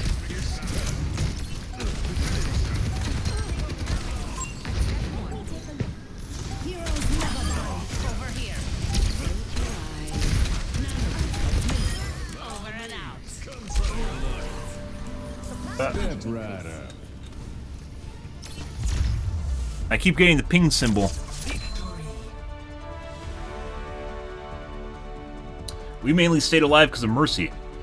That McCree guy is incredibly fucking accurate, but basically doesn't hit any headshots.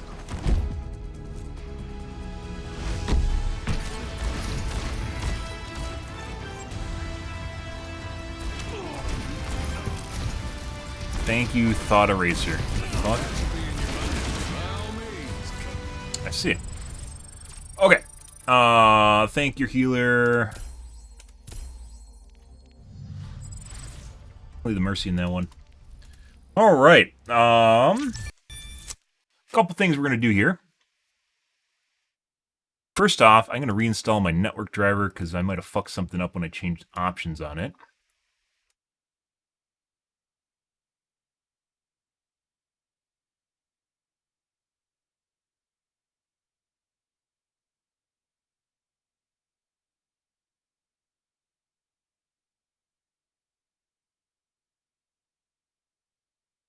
Install it.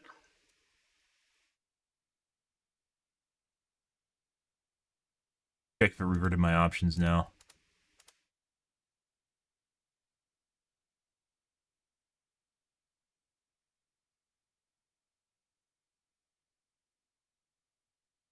Everything enabled except for the green options right there.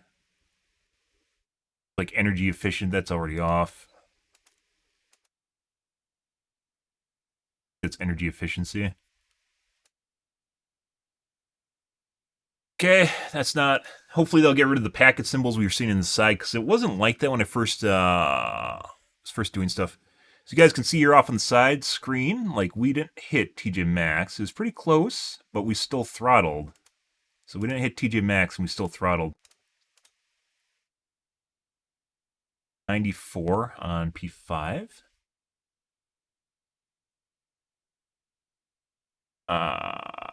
Let's see.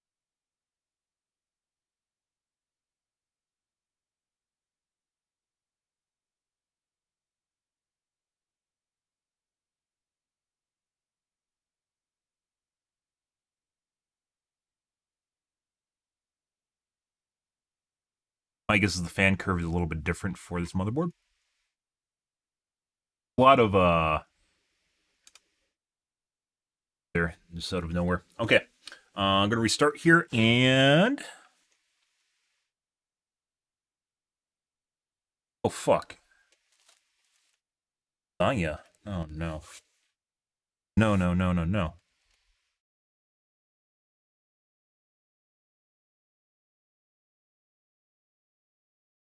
Go to my BIOS though.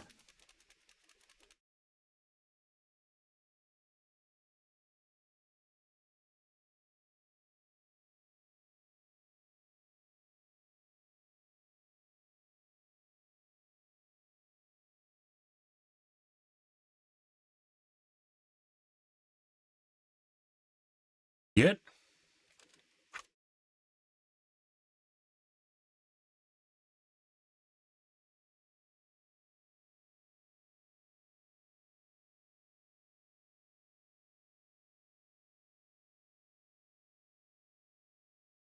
You're back, guys.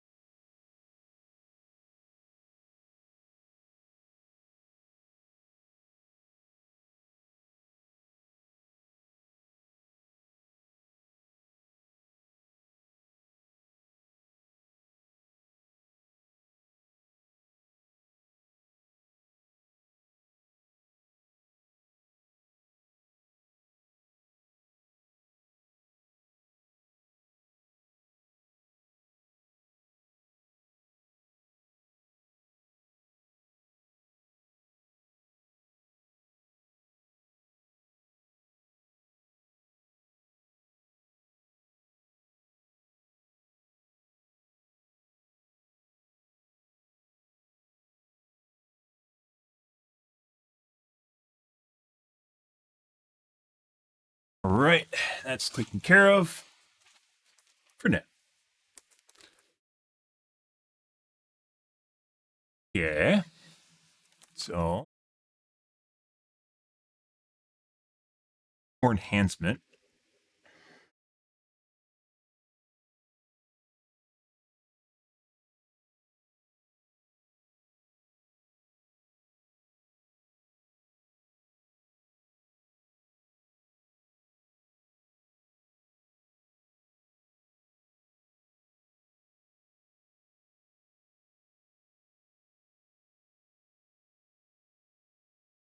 Room.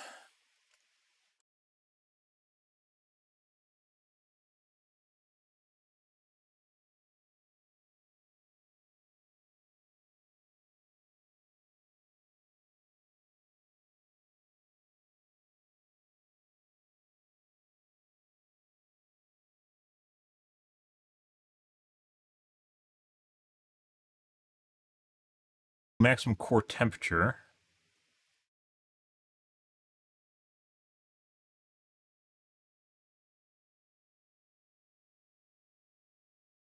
Maximum allowable temperature for CPU cores. The CPU will throttle or shut down when it reaches temperature to prevent damage.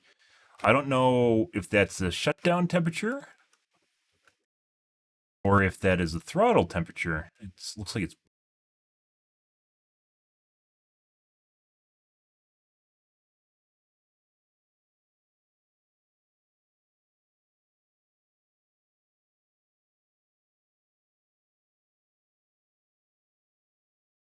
velocity boost.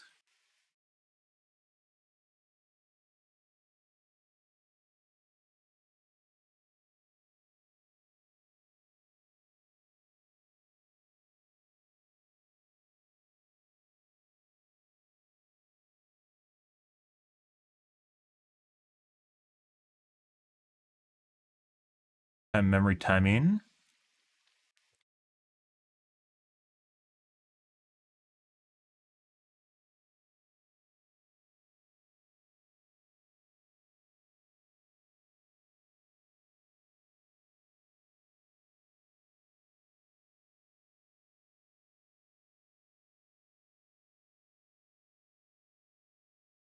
Voltages. I don't want to.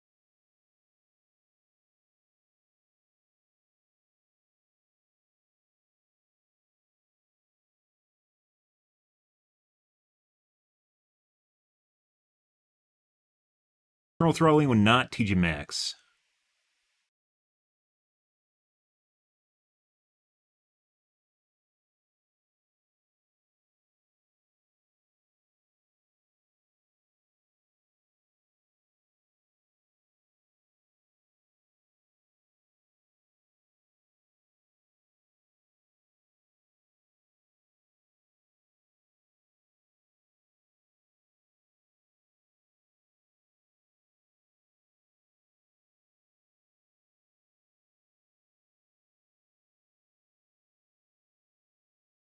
Okay.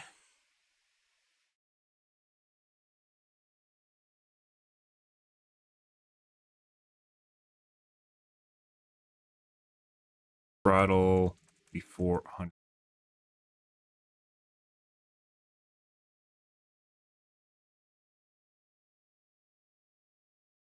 Throttling at 90 Celsius.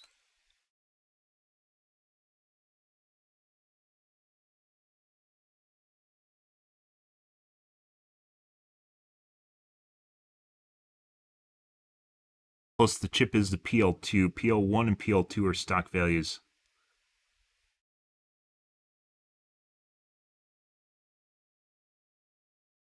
Okay, PL1.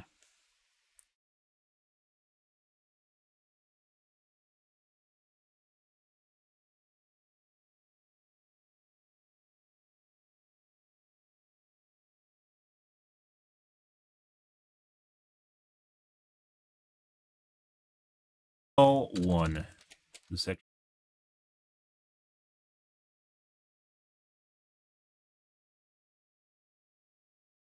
Duration power package limit.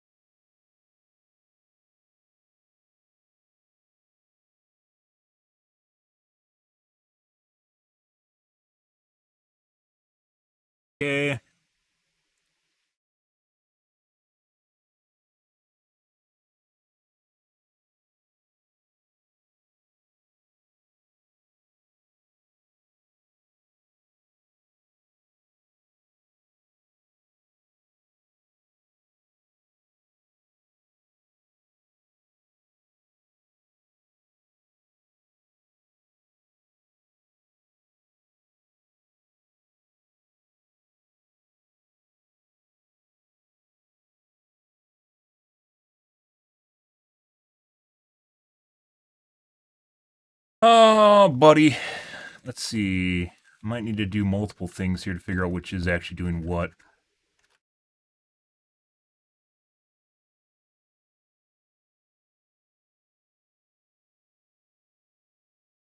AI tweaker, internal CPU power management.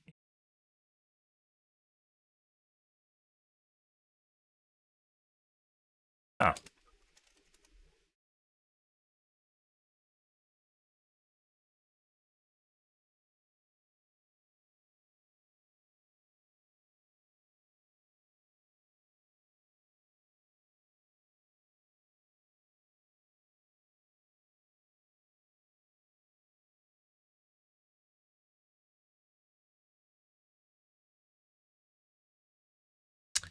An internal parameter known as power limit 1 and specified in watts.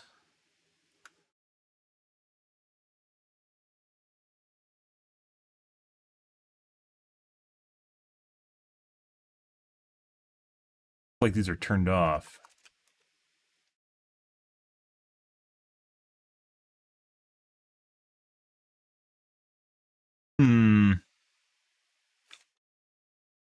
Try something else here. It might just be the first one.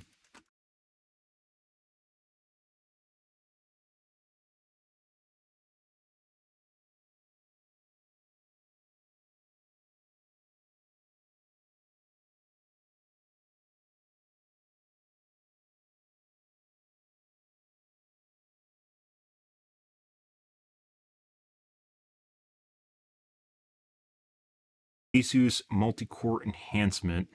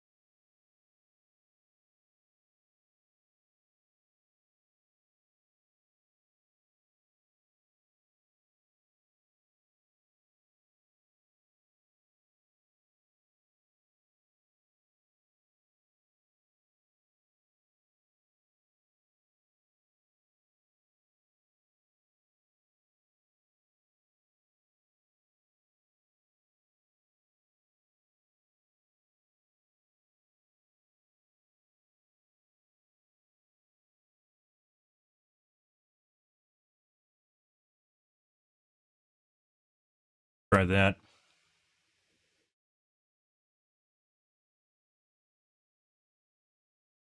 First step. Good. Oh my god.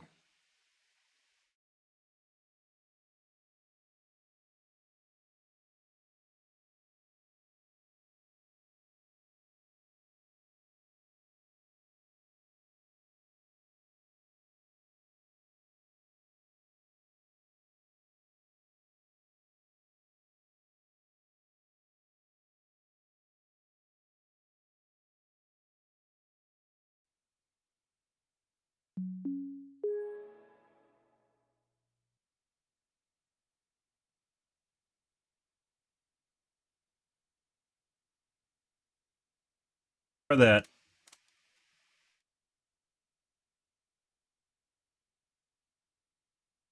There was actually a setting, just like straightforward on my Gigabyte motherboard, that's showing that there's a thermal throttle, and then you have to remove it.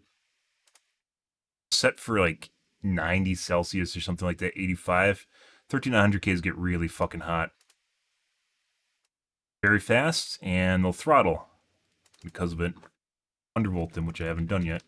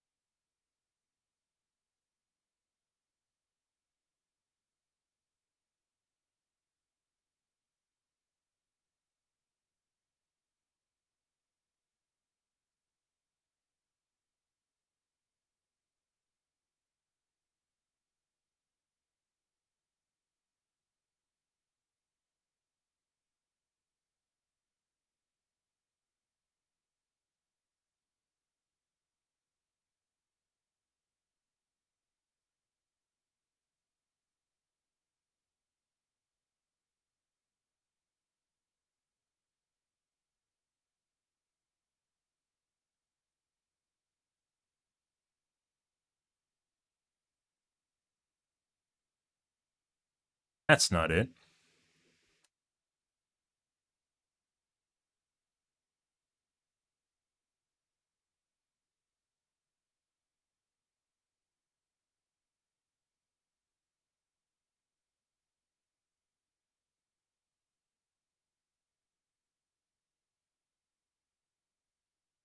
Prime 95, that's non-AVX zone. It takes a while to get to the right mode.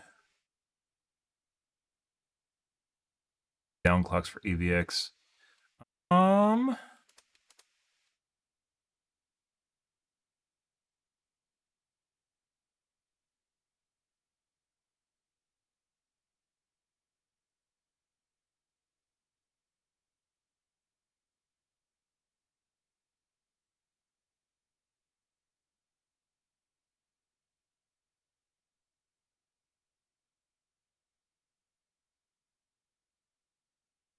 190 watts.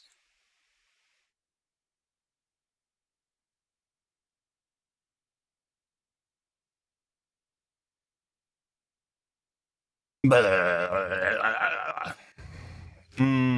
try this. Try and line pack.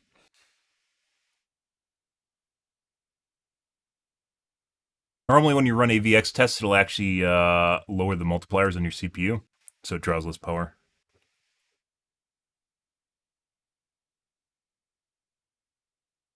Better.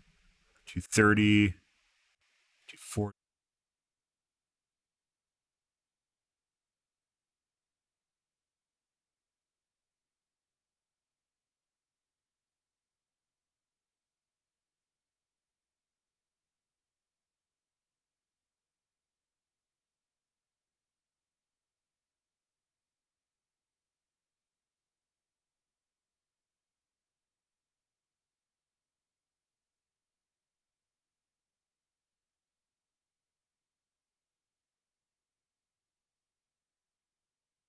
Want to see whether or not it would go over 100 Celsius, and it does.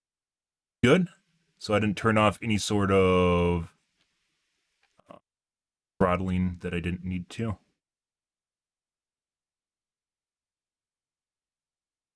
Play some Overwatch 2, guys.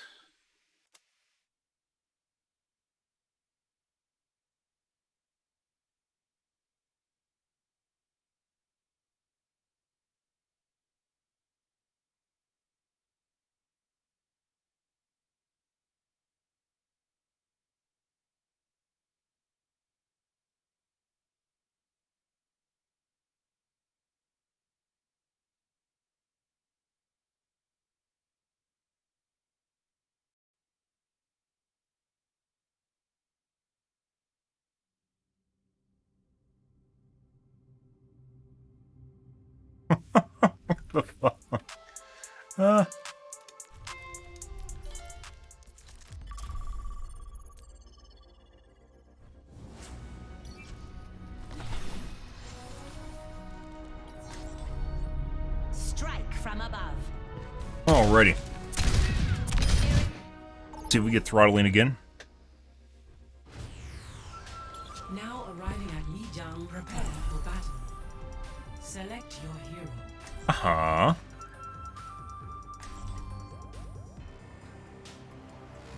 That's supposed to be cake or cock?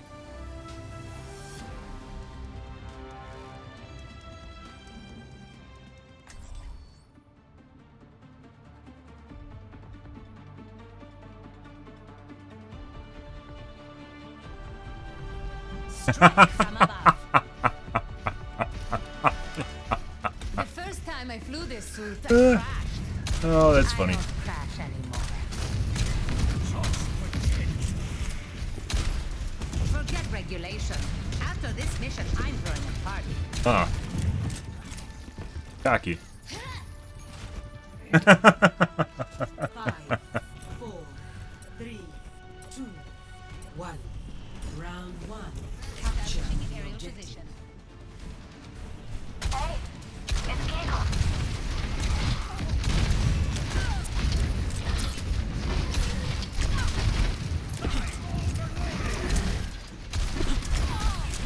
Dispersing. Excellent teamwork. Justice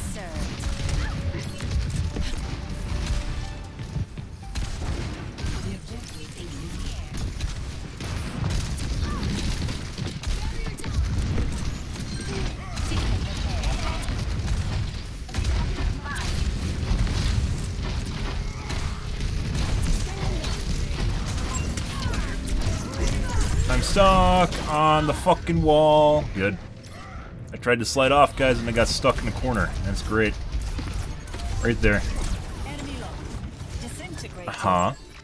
What a horrible time to get stuck on a roof. Rip.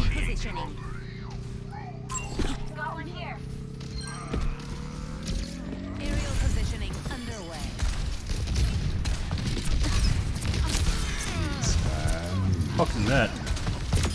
Messy, but we got it done. Health restored.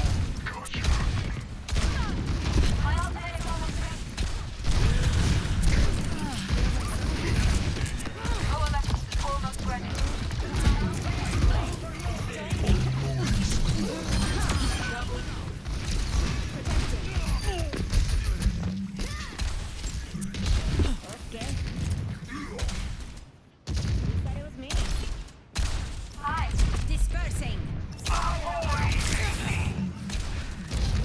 Let me balance you out.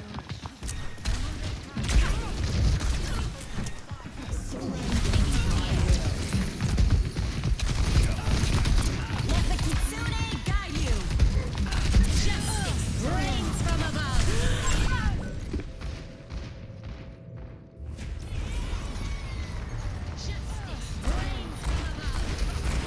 Good. Good. I don't stay down.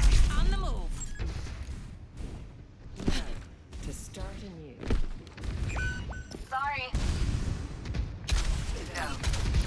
Like, the weird thing about, like, the manufacturer enforced limits is it's not, like... It's not Intel doing that. Intel isn't telling them to set it to, like, 90 Celsius or whatever. They're doing it themselves, despite the chips being designed to run up to their TG Max.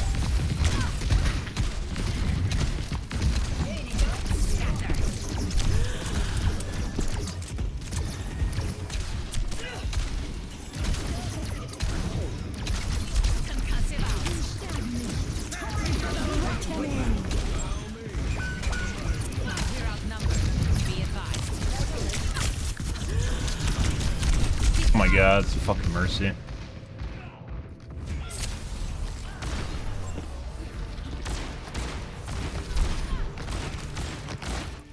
Oh, do I have VRB on? I don't think I do. Turn on Ice Scorch mode. Oh yeah, I love Ice Scorch mode. There we go. Sear my eyeballs with your lava pixels. A tiny bit better than where they are.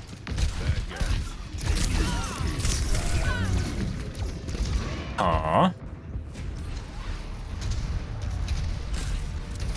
You just shot through me. Okay, my head's in the game.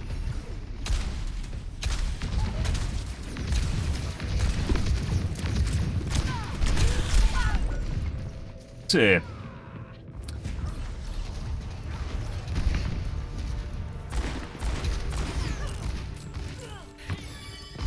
All systems not.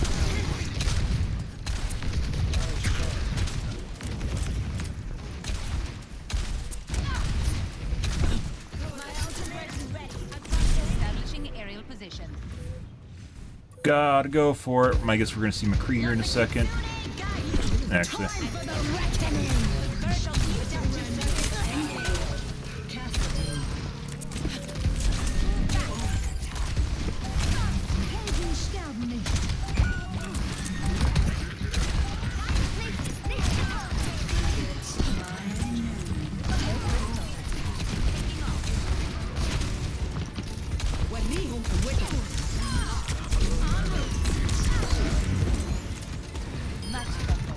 Where she even went.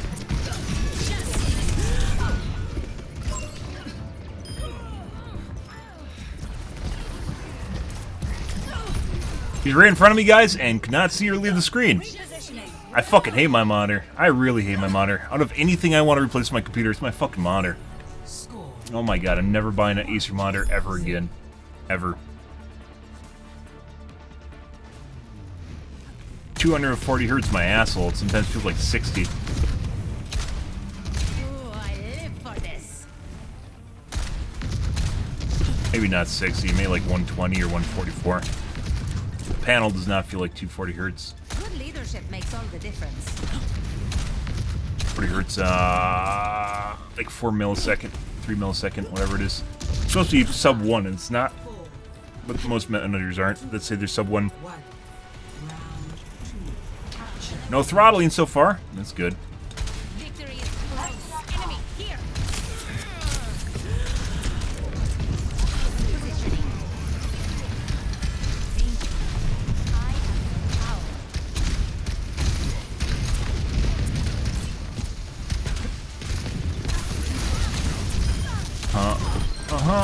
But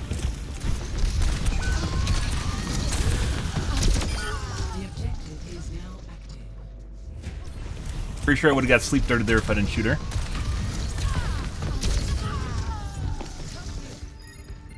Making another approach. Establishing aerial position. Thank you.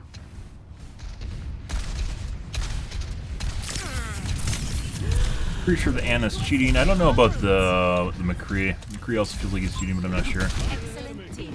Literally does not fucking miss. Anna doesn't miss either.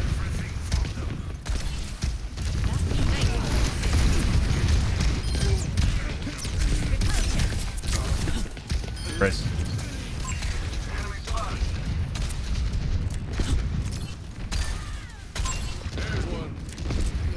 Aerial positioning underway. Jacking off the Mercy right now. Yep, she got staggered. That's why you don't meme. Because they just waited to kill her until it was optimal.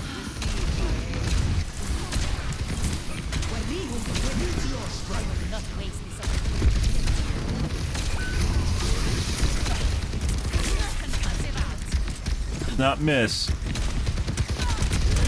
The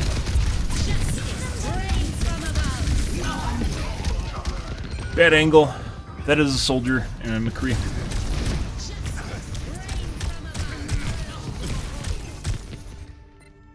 I don't want to talk about it. Zoda Jets, guys. How's it going? Hey, it's Kiriko.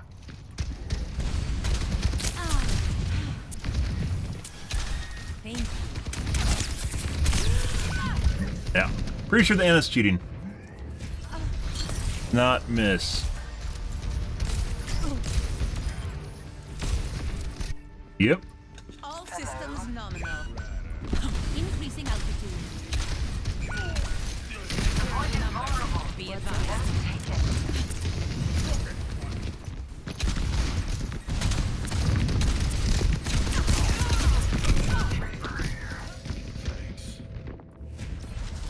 I think we have to kill the Anna. I think it's the end result here. And the Mercy's just going to heal the Anna. That makes it even more difficult. Let's show him some air power.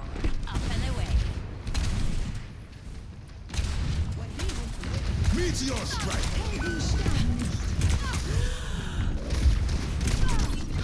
No. System ahead.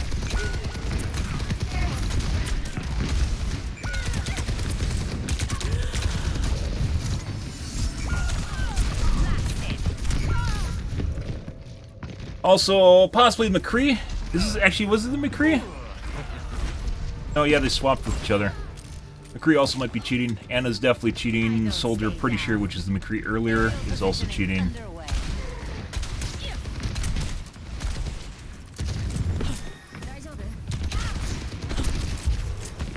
Not sure about the new McCree.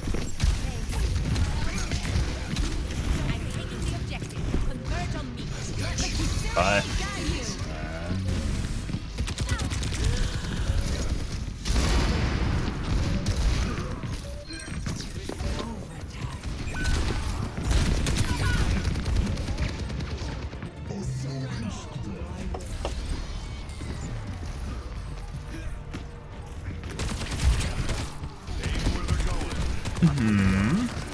And that's the McCree.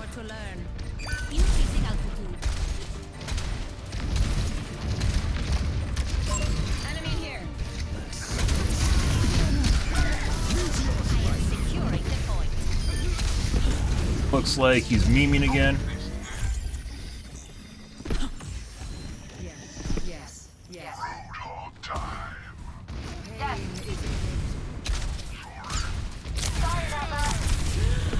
Stealth cheating does not miss. I require healing. I've got you. Confusive out.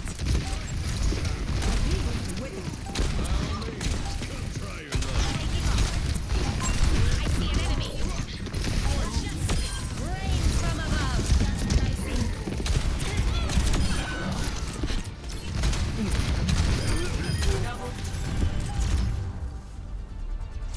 So that's fucking weird. I believe that's a soldier? No, soldier is the one with the 32 kills. He went back to McCree. And the tracer is the McCree.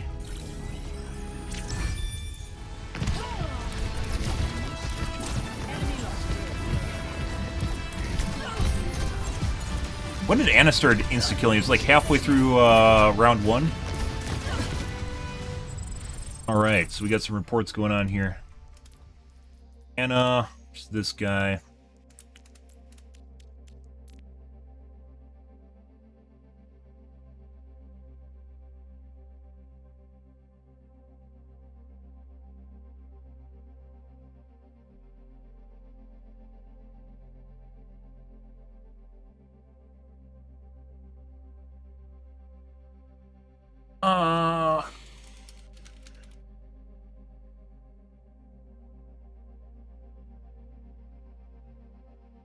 Okay, and McCree, which was also the soldier, then became a McCree again.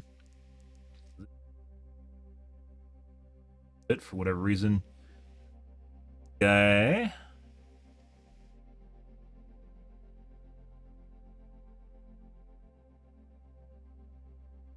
I was cheating right out of the gates. It looked like he was cheating not on Farrah Echo, but on Cassidy, which is round 2.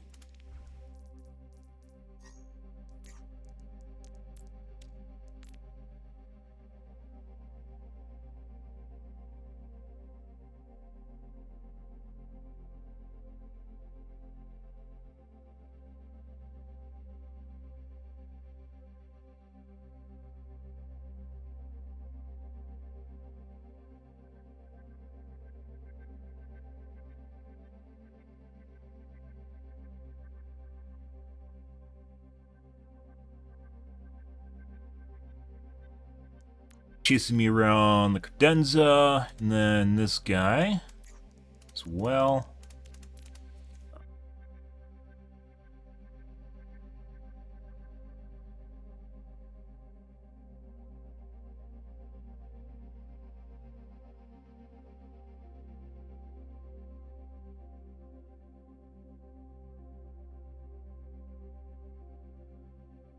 Didn't play him much though.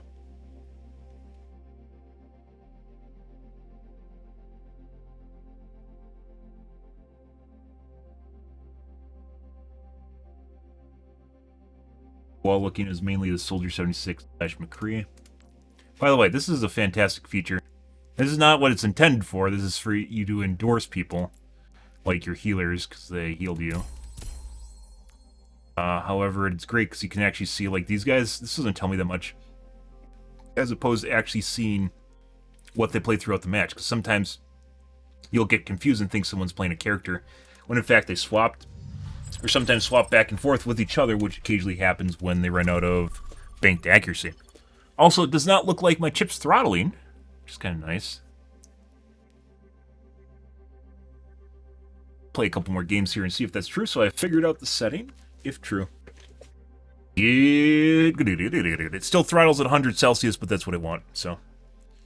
Sure. So I think critical temperature when your system shuts down is 115, but it'll throttle down to 100 Celsius to keep it from going over that. But as long as you don't hit 100 Celsius, it won't throttle at all. 100 Celsius sounds like a lot, but chips are... it's what they're made for nowadays, so... Ah, I see. Thanks, Overwatch.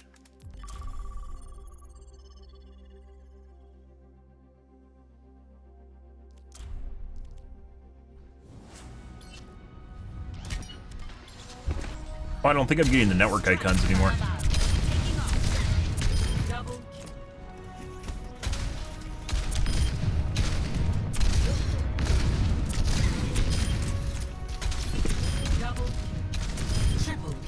Multiple hits confirmed. Got one.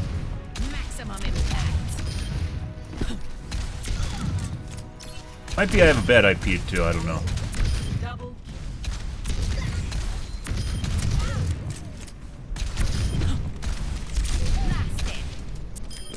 Yes. Mind the gap.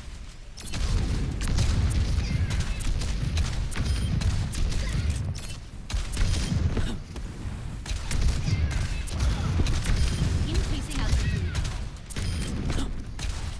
Double. Double kill. Yeah, I don't think the Anna missed me once. Of all the players, Anna didn't miss me a single time. Welcome to the I bet she has close to 100% accuracy on her character, guys. Strike from above. Actually, do the thing.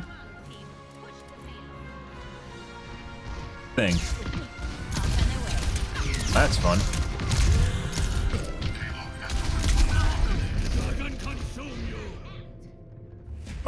Do we have a cheating Baptiste? Yes, it looks that way. That's an aimbot. Good. I love cheating Baptiste. Is he the primary cheater in the match, though? Nope. Looks like they have McCree. Looks like they have a fucking McCree that's doing it.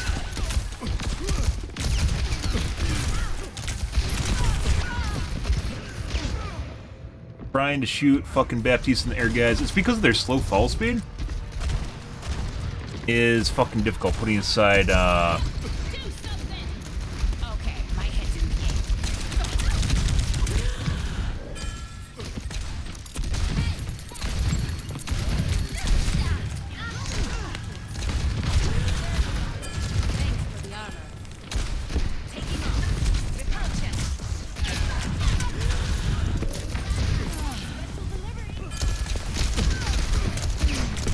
fucking babying him? Okay.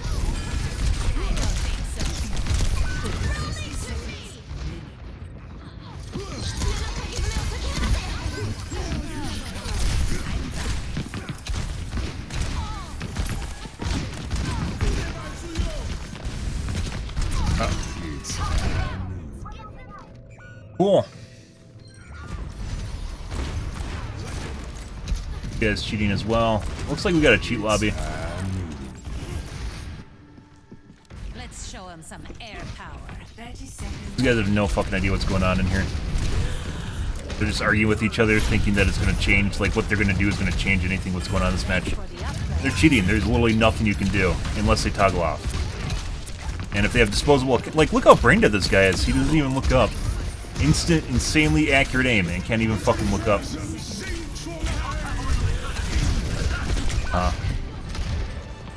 This guy doesn't have nearly as much damage as McCree.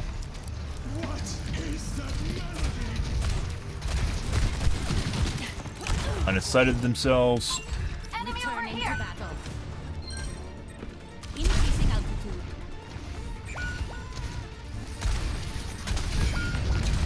They outnumber us. Keep it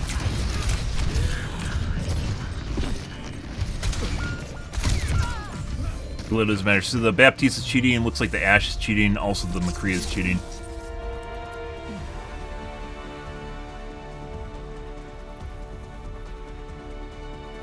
We'll ask. They're just gonna feed us some bullshit answer, but it's still ask regardless.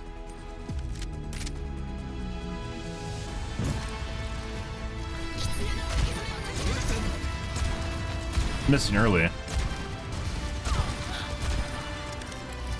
Yeah. And if they're cheating, they're just gonna bullshit too. But sometimes if you ask like an unbiased, unloaded question, even right now people know if they're in groups together they have an advantage, so they aren't gonna admit to it if they are, for the most part. Definitely a cheat lobby. I'd say it's squad.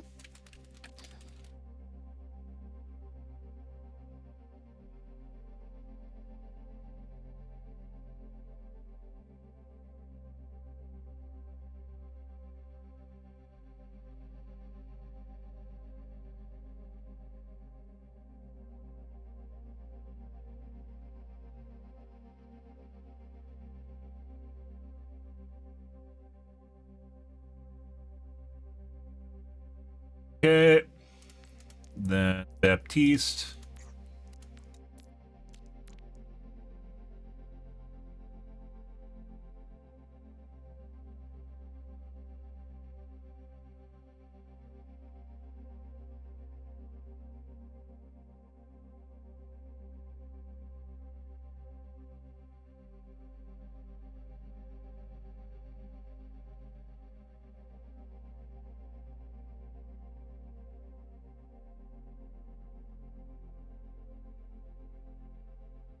Ash.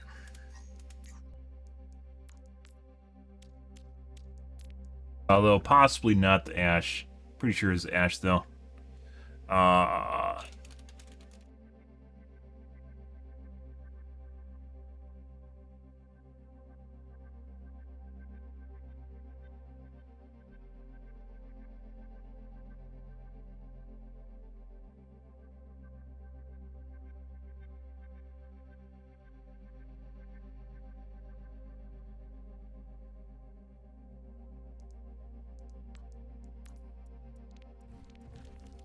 Fun game to run into, guys. No wonder. No, absolutely no wonder the other person left. But, you know, don't worry about it. They're just arguing in chat. People in chat had no fucking idea what's going on in that match. I'm pretty sure that was a cheat squad. That's occasionally shit you run into where you have an entire squad of people that are cheated. Maybe not all of them. Sometimes there's the odd man out, but usually they just group together with disposable accounts to fuck with people, and they don't care if they get banned. And because basically almost no one in this game knows people cheat, despite the fact that a lot of people cheat in this game, so good.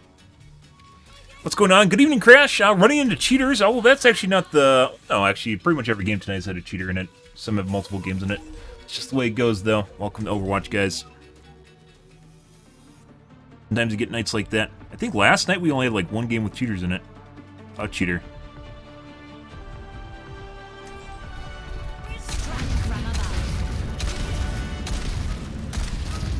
Just like we practiced, Amari. I pulled them together, you blow them up. I'm not waiting. I'm going to blow them up right away. Yes, but when I pull them together, I blow them up especially. I'll blow you up especially. Stay in sight, and I'll keep you safe. I don't care if you're a big Russian woman. Mmm.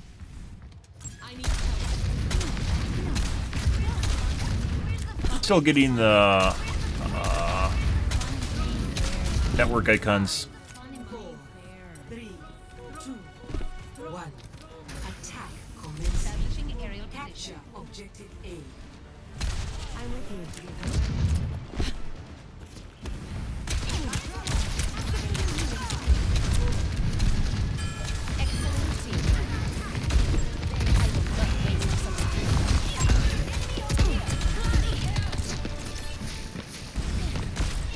Where are their players? Here. Left. Okay.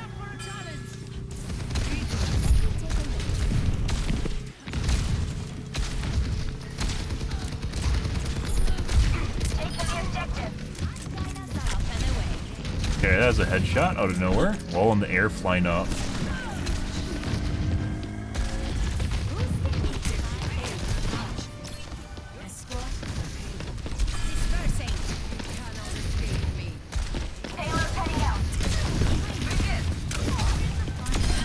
Okay. Don't give these souls to just anyone. I've got you covered. I don't fucking understand, guys. It's like the angle doesn't even matter when you hit some people. They just literally just fly across on the... Like, you didn't even do like a tactical roll or anything. It's really fucking annoying. Like, you get a nice strong concussion in there, and then it doesn't actually do what you want it to.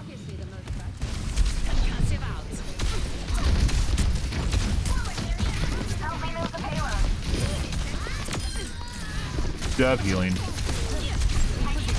Hey, buddy. Oh, and we got headshot.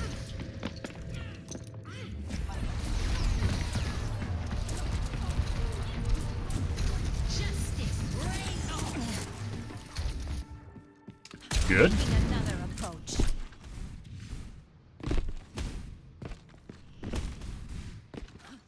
En route. Taking EMP activated. I feel like the payload should be further than this. Bleeded. He's a very accurate soldier now.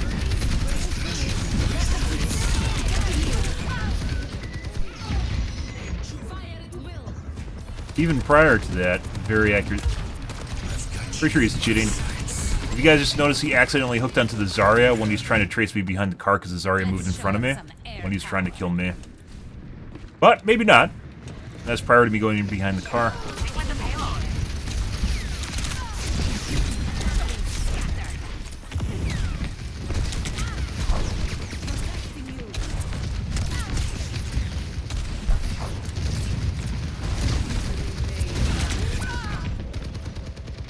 Good, good.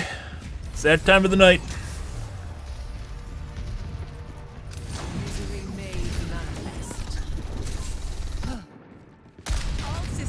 Actually, not really. Overwatch is mainly the Friday night, and oh, it is almost Friday morning. Not night yet.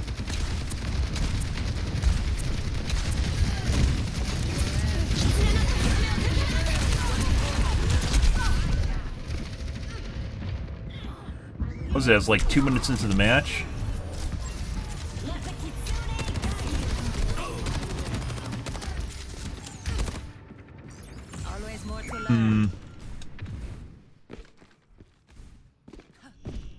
On your horizon. Aerial positioning underway.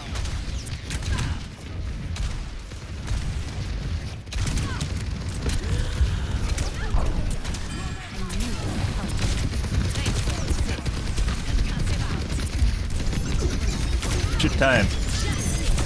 Bye.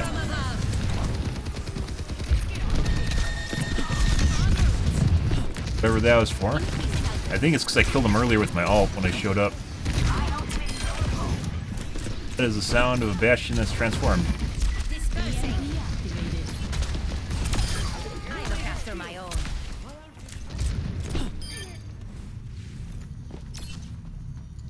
Good. Greetings. No. Nine. Where's the fun in playing fair? The payload has reached the checkpoint.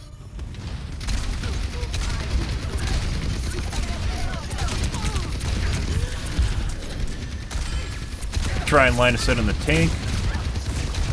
Like that. Oh my god, the fuck is that shit?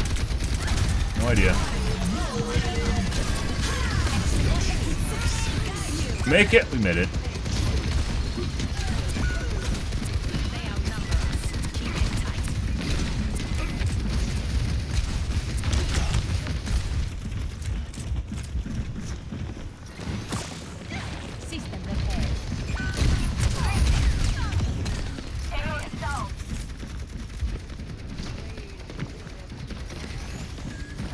Keep throwing your ball up here?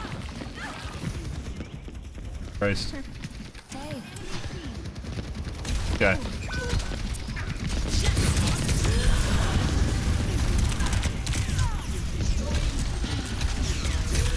Huh? I got hit by it.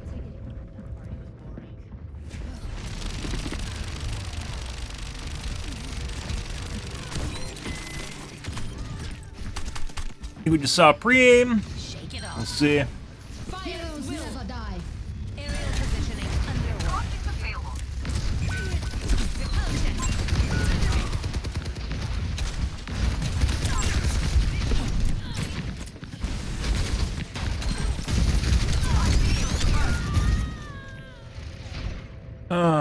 Good.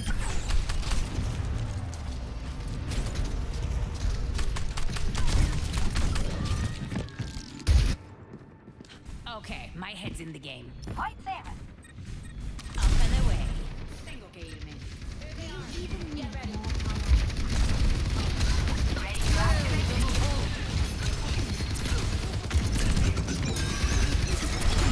EMP activated. Let the Kitsune guide you.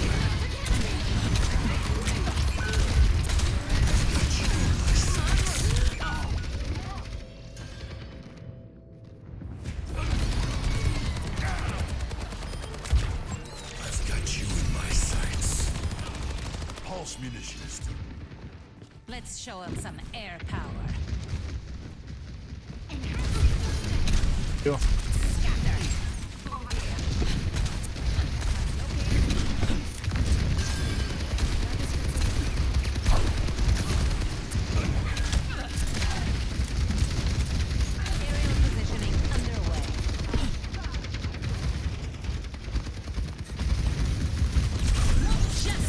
my god. Fucking timing. She just decided to hop away right when I came in. He's definitely cheating. Good for him. I don't stay down. Let's get the payload going. Possibly soldier as well.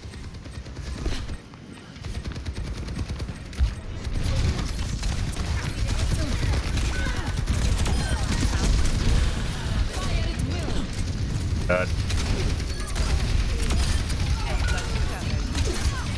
I really could use some healing. Get hit by that.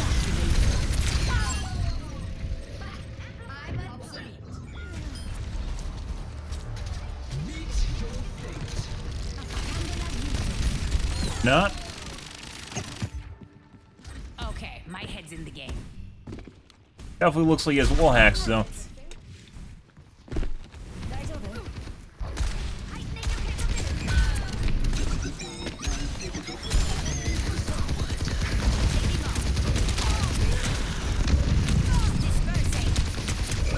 Also don't know why he's announcing stuff for his team in Alta.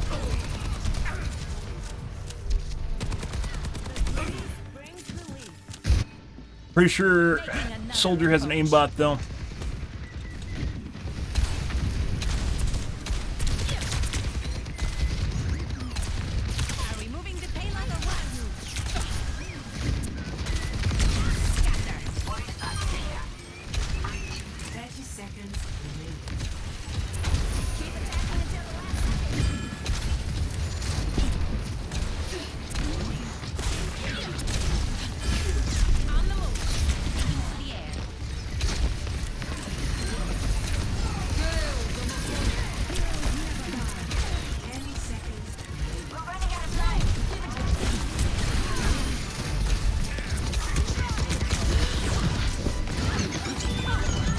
Add my Q and everything, guys. I need a heal.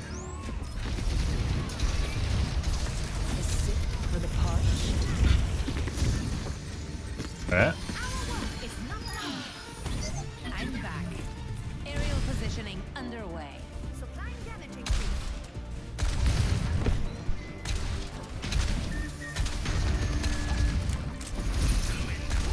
Let the Kitsune guide you.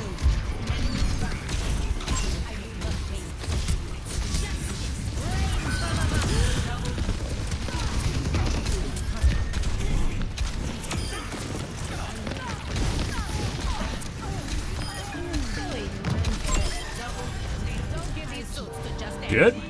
Playing the side of the cart. why do we care? Alright. Holy fuck. Okay. Pretty sure the soldier toggled on like 2 minutes into the match, which is this guy. Sure, level 1.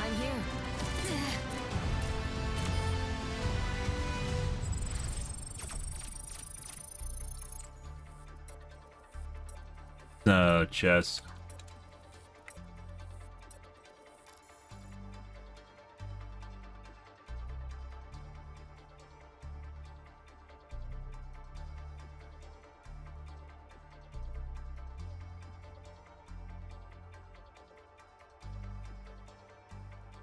Creation.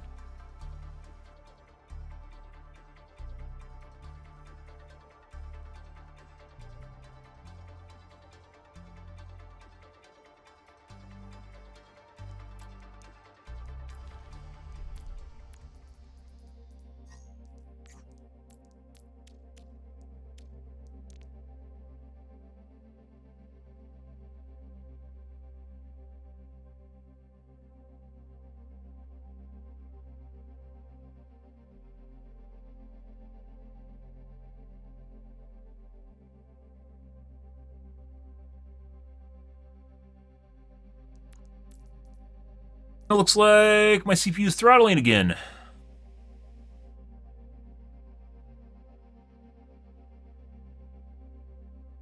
Not hit TJ Maxx.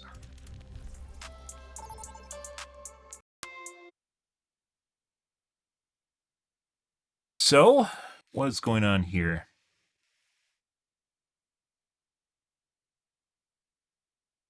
Or 5 shows 90 Celsius.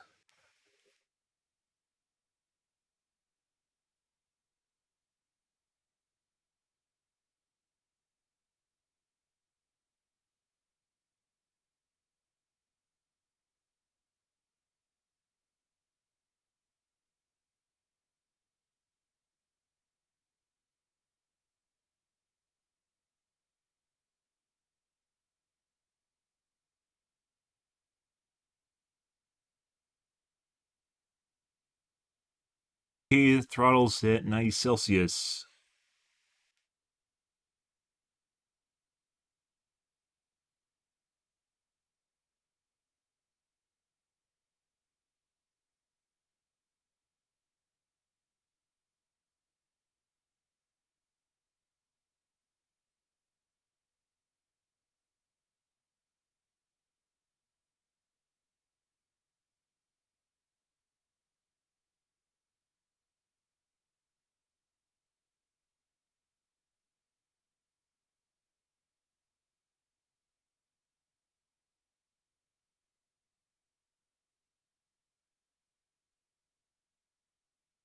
It won't throttle down even if it says it's throttling until 100 Celsius. Actually.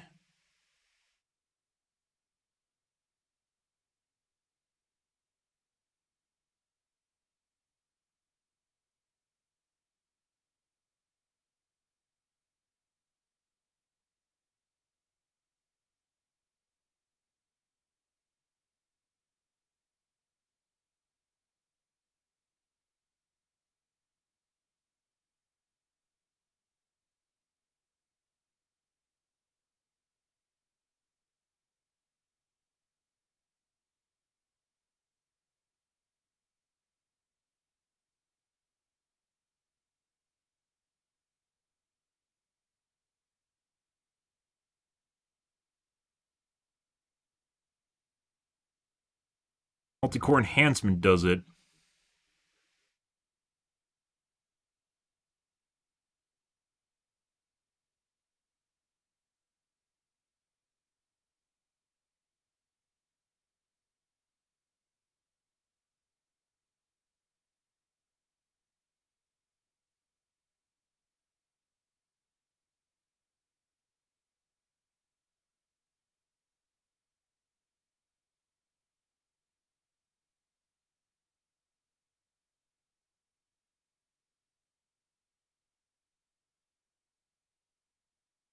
We change multi-core enhancement. Be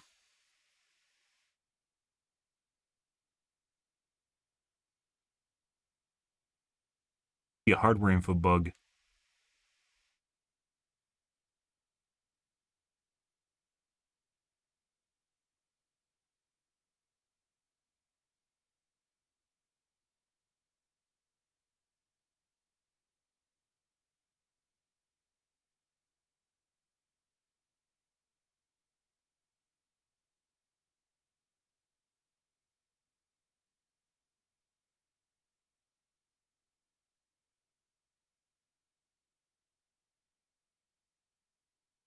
Like at core speed, you see it doesn't throttle at all, which is tactically true. Clocks aren't right. Cox.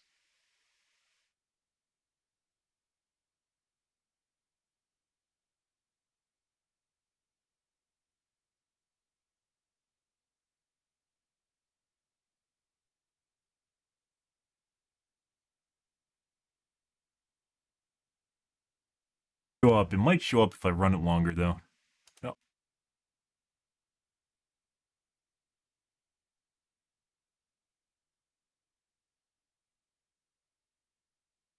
P0 is the one that was throttling. Is P5.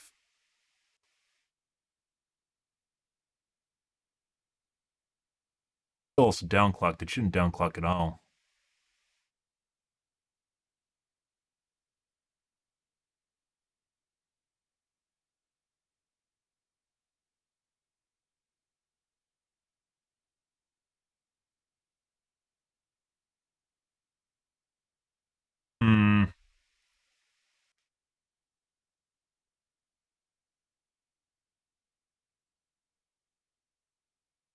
Only it hit 84. P5 hit 90.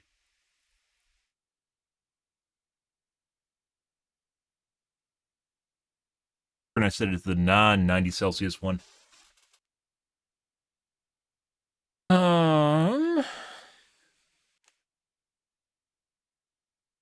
Let's see.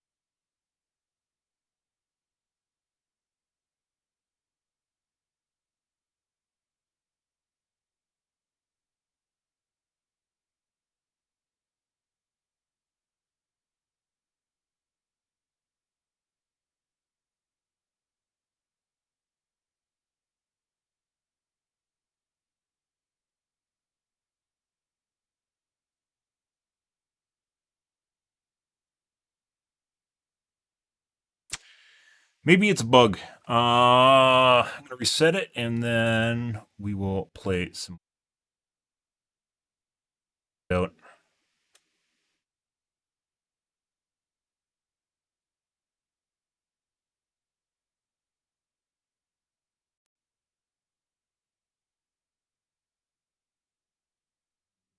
Oh, 1 second. I'm going to go take a piss, too.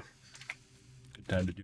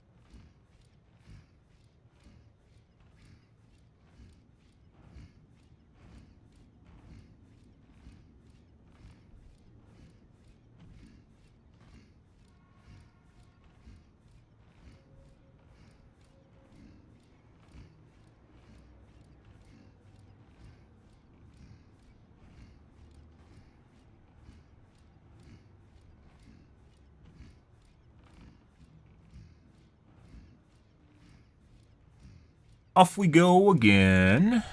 Good.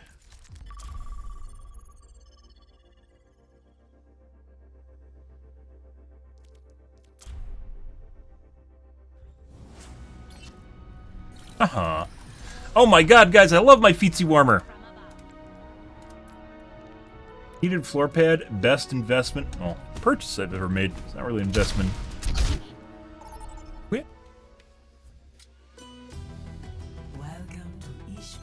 Bot survived. Did it die? Never know. Select your hero.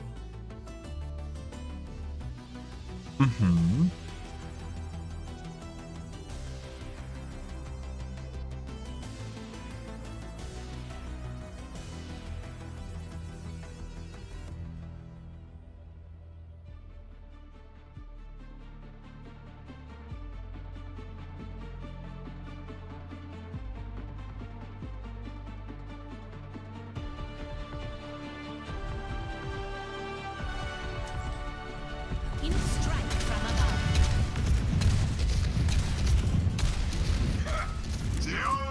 thinks they can beat me, and I always prove them wrong.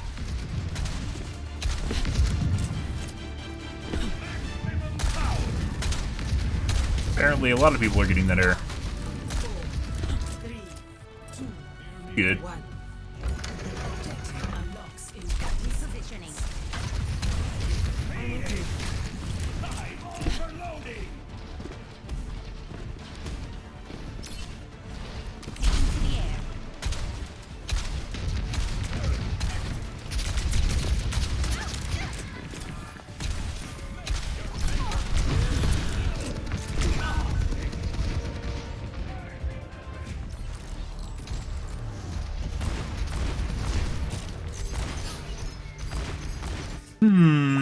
Shake it off.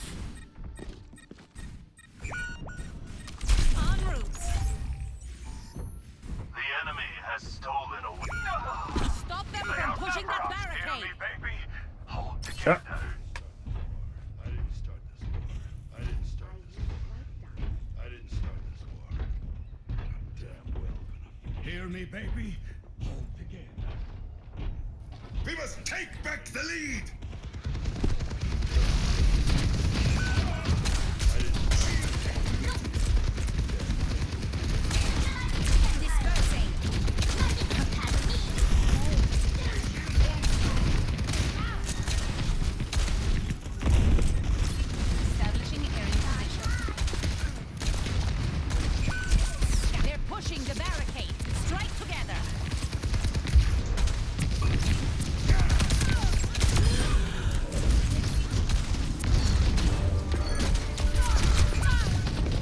Uh-huh. Time to kick some tail. They got the robot. On the move. I'm on fire! Wow, I'm actually on fire. Up and away. Enemy. Uh-huh. Same guy from earlier. Pretty sure the McCree's cheating.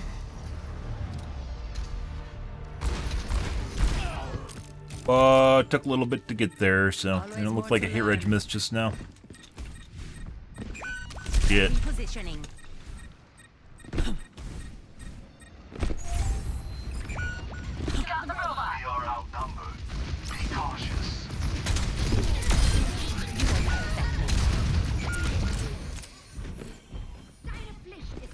On my way. Group up. Moira by your side. On my way. We must stop the enemy. No!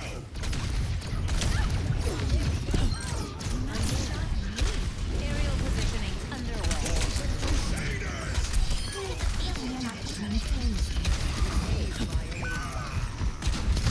En route. Just rain from above.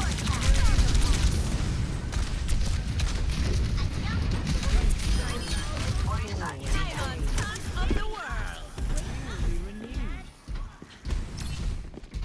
Establishing aerial position. On the move. On the move.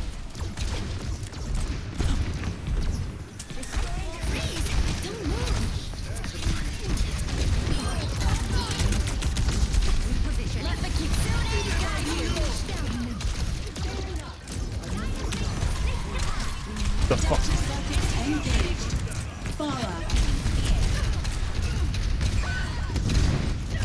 I see an enemy. Yep. We've lost possession. And there's the McCree. Oh, he's missing now. Missed one. Missed again. Let's show him some air power. En route.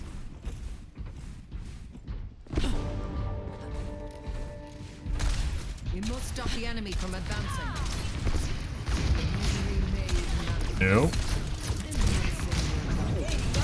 Can feel an angry 2-tap coming on. Fuck. Okay. I think the tree just blocked that. That's hilarious.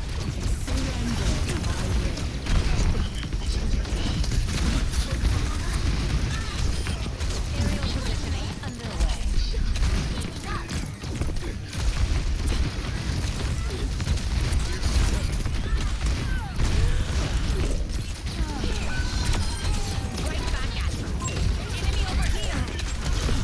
Oh my god. Fucking May. The enemy is pushing. Dude, like literally May just fucking saved him. Ashes to ashes. That's fucking obnoxious. Returning to battle.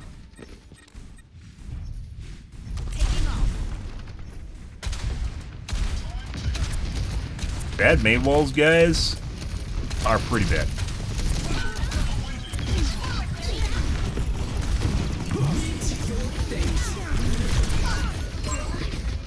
And McCree headshot me.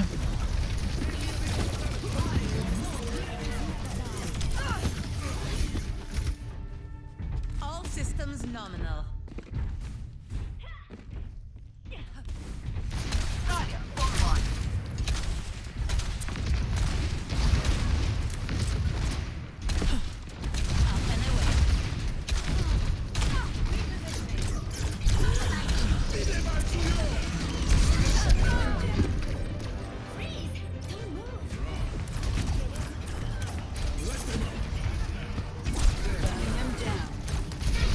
Good.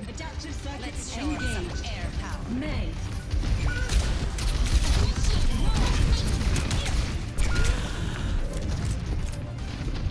Might as well. Because we can. We have to stop them. So, pretty sure the McCree is cheating. We're gonna report him. Looks like he was missing later on. Play of the game.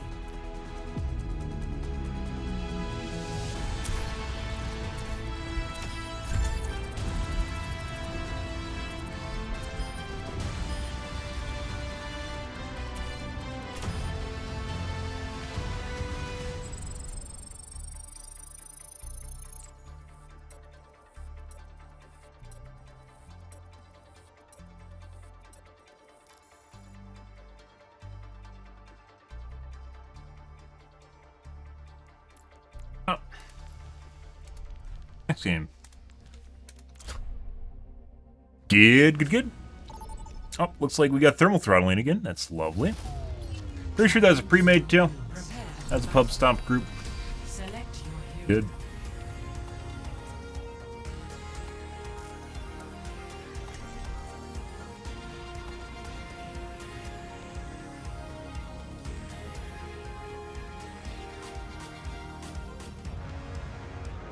Telling me I'm throttling again, so I guess after this match we have to check to see if any of my cores dropped. Assume if it's throttling, it's going to drop the one that says it's throttling, right?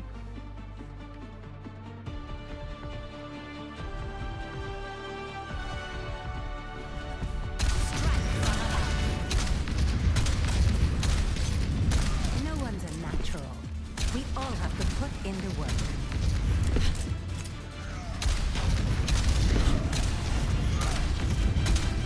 Maybe I have to update my BIOS. I didn't do that. 5,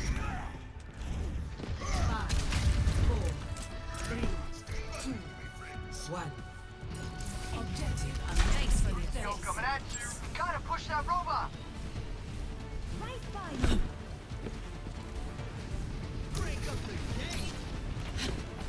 Aerial positioning underway.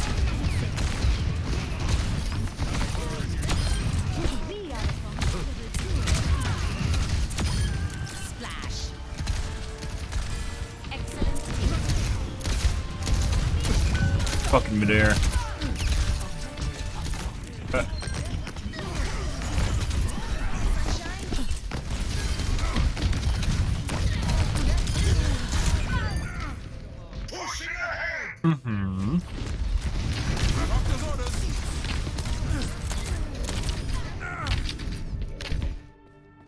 Let's show him some air power.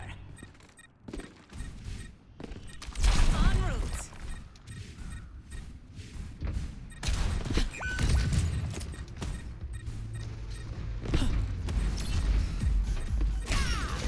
Taking off. I see an enemy. Next to impossible, like not next to impossible, like good echoes will kill you no matter what. Also, fucking weird looking name. I don't see Just has better kit in general. we've talked about Pharaoh 2.0, which is just basically Echo.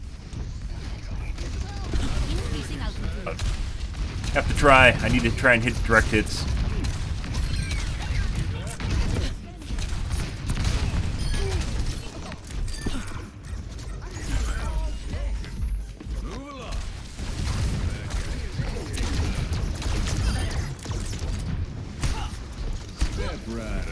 Enemy here. Ready to throw in the towel? Barricade on the move.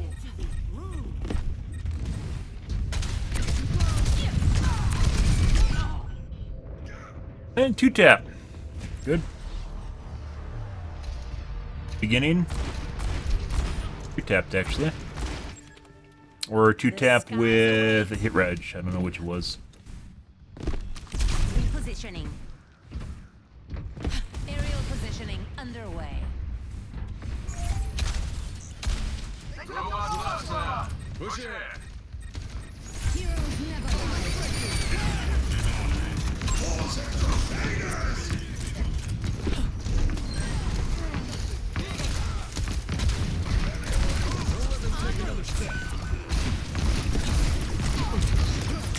I guess our team decided they're going to run away. And I pushed in. Good. Wonderful.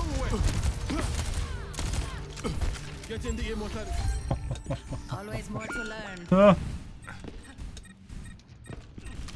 On the move.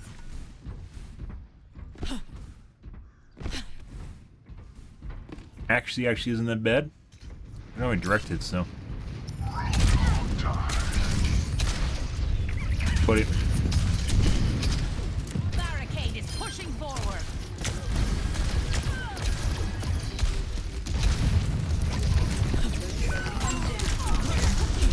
Adaptive circuits engaged.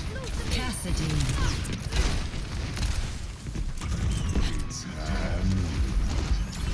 System repaired.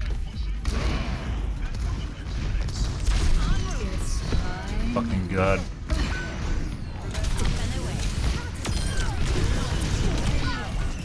And our McCree is now incredibly accurate. Good for him. There's a miss. Looks like he jerked away from my model. This is going pretty well. Let's keep this lead. Alrighty.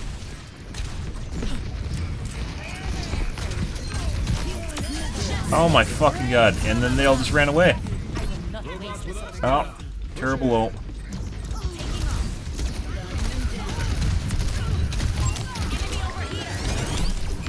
Kill this Baptiste. That would have required 2 more shots. Issuing an alert.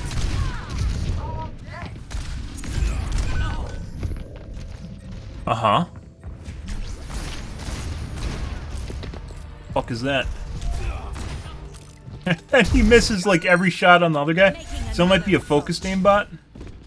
Oh, he's killing everyone now. I don't know what the fuck that was. Just like shoot an air. Maybe minimum walk distance. We need to stop him from taking the lead. Advancing upward. Melt it down. Gotta push Always that more to robot. learn.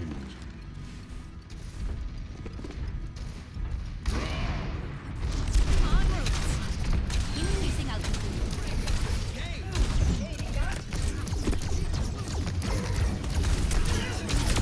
Hey!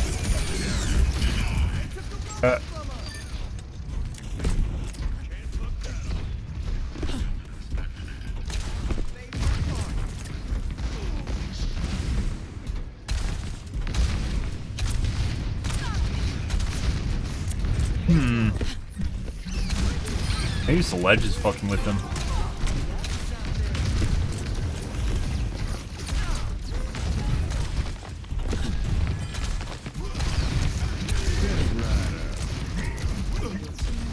Come on. Just a little more.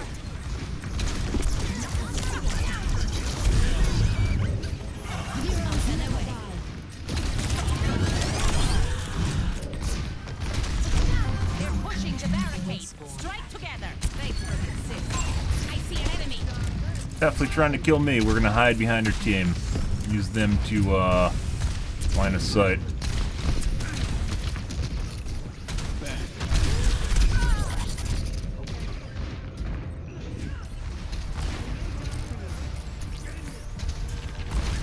That'll turn your head. Pretty sure he's cheating. Good. And Echo's just fucking annoying. Establishing aerial position.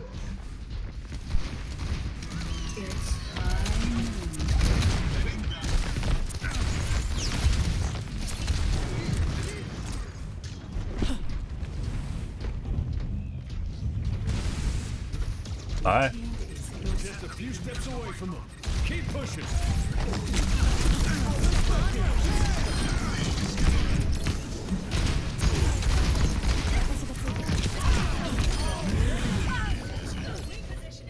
Mm-hmm. Maybe not. I don't know. It fucking looks like this Echo just like aims directly at you, but Echo actually, like her abilities, you have to lead with them. Which, if they're a good Echo player, they should be trying to lead, and they're trying to lead at all. It looks like it's just stuck to my chest.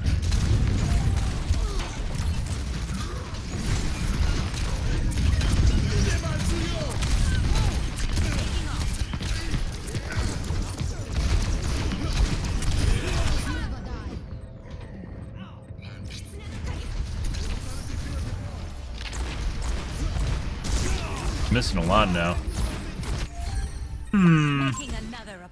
What was that? 50% of the match again? Accuracy doesn't look that bad. Be advised. Repositioning.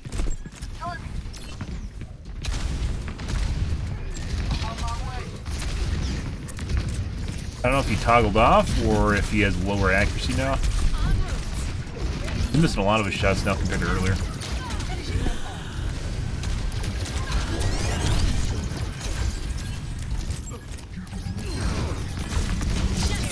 There we go. Had a chance to ult, guys. Huzzah. I'm back. Aerial Yeah. positioning underway. 60 seconds remaining. Navigating to barricade. Don't let them take another step. Back to being accurate again.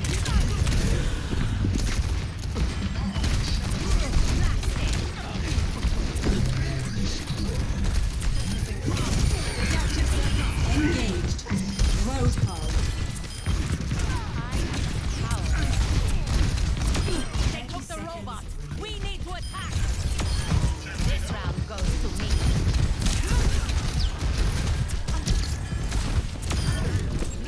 Heat check confirmed.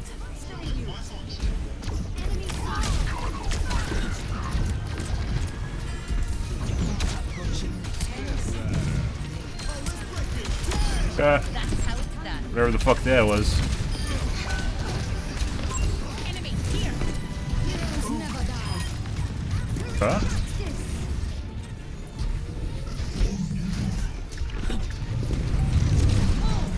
Ooh.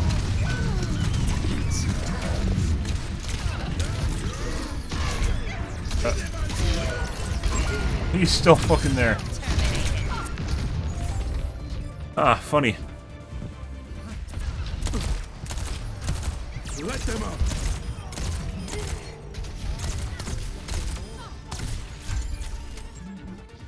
Let's show him some air power. Good. And away. Sleep increase toggled again. Okay, I just died next to both the healers.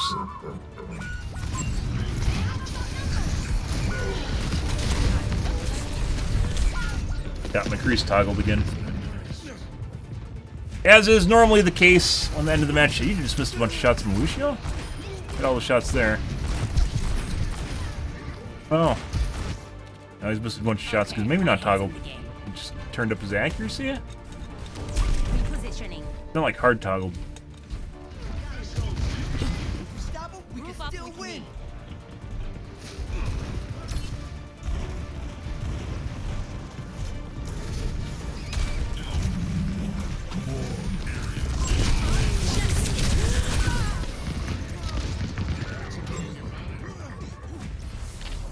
Had to try.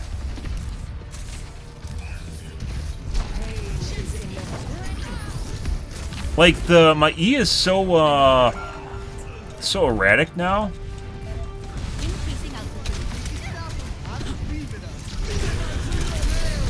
Fuck off. Here. My E is so erratic now that like I didn't even try to use it to try and get in because I was afraid it was going to stall me, and then I wouldn't be able to get in at all. So McCree is definitely cheating. We're gonna report him. Looks like he toggled off towards the end of the match, or reduced his accuracy towards the end of the match.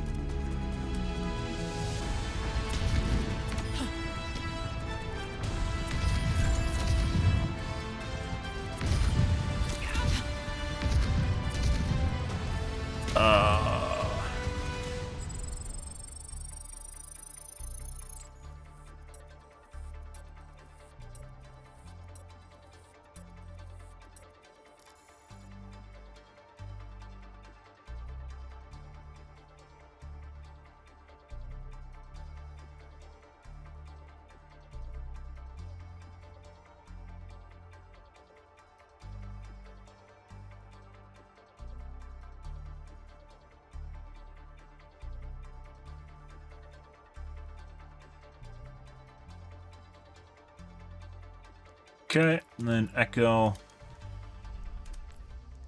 I have a projectile aimbot though, and they're trying to play Echo with one.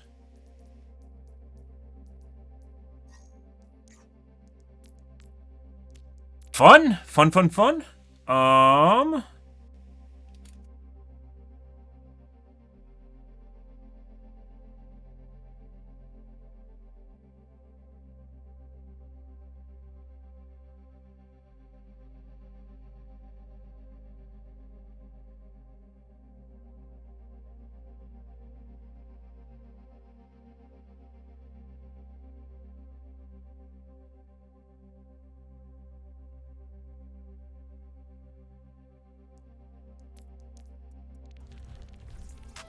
It's one of those nights, guys. Good, good, good. Let's see. So we are looking here. We have throttling. Of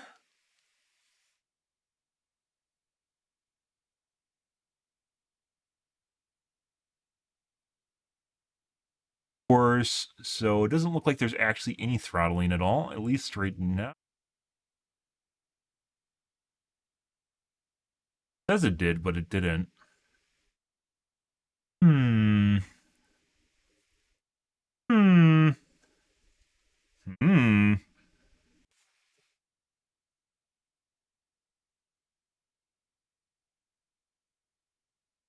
Interesting. All right. I want to try something real quick here.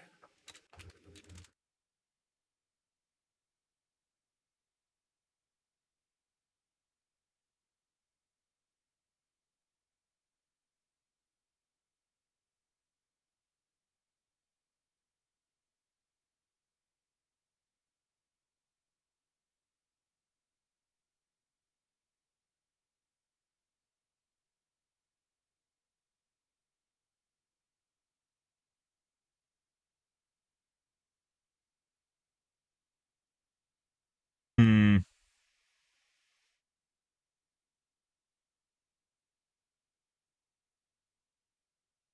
Where was the post I was looking at?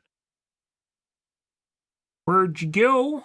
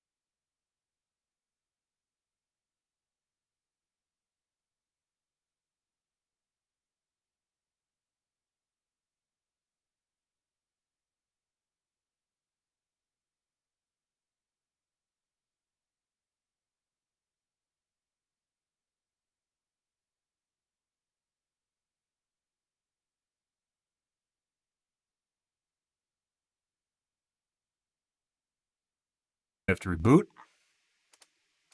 Good. Happy fucking Thursday, guys. Hope you guys are a wonderful start to the weekend. Righty.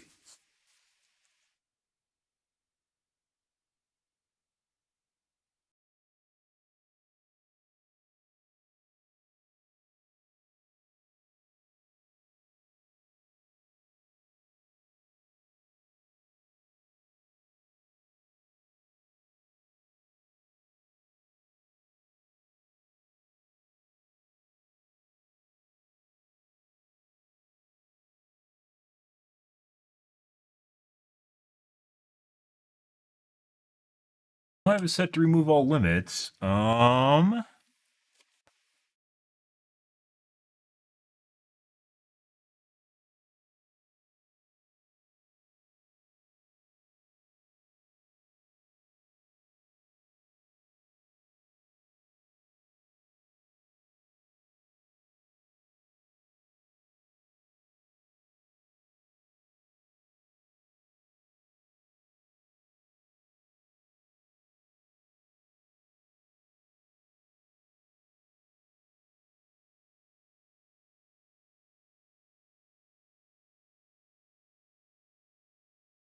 My VRM's there throttling.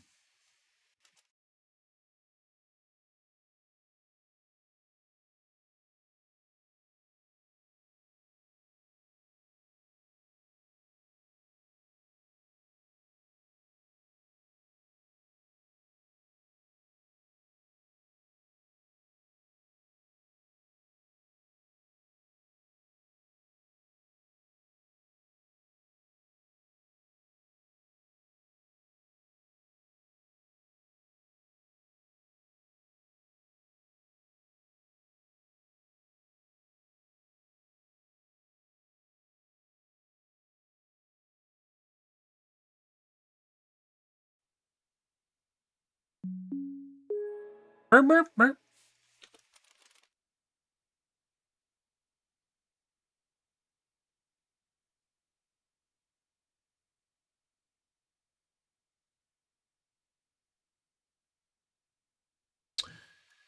Good.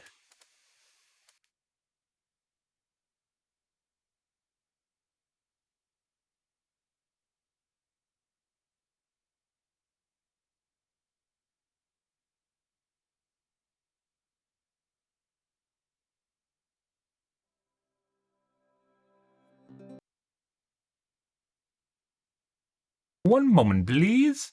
Please stand by.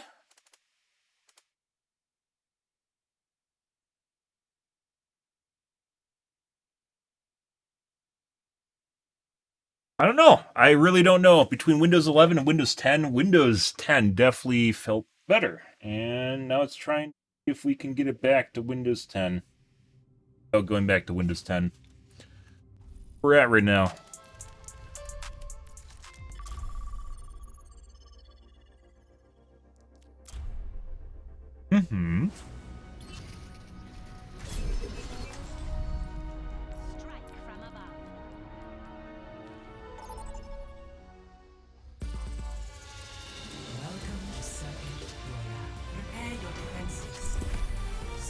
When I can barely hit a flying character, that's not a good sign. It's not where we want to be.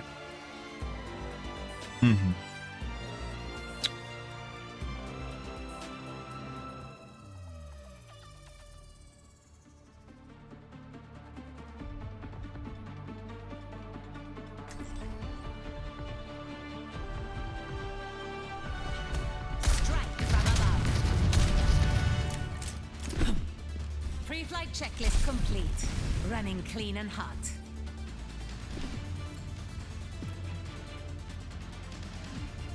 I'll see this matter resolved.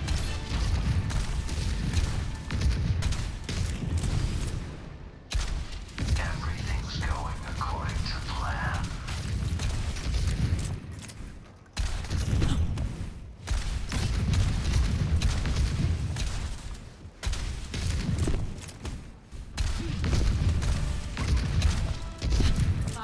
I already told you guys I want a new monitor. I really want a new monitor. Attackers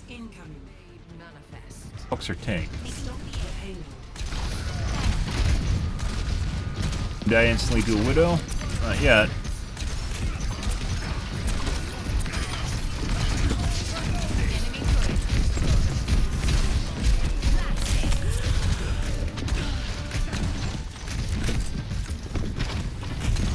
Right.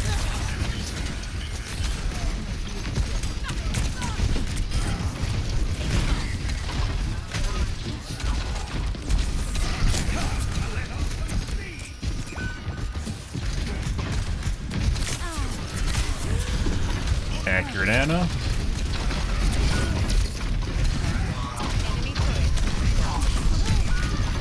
Close enough to the ground. Good.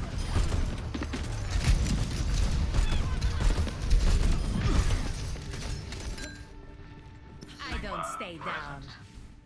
The cycle begins anew. Increasing altitude. Your mom's cycle begins anew.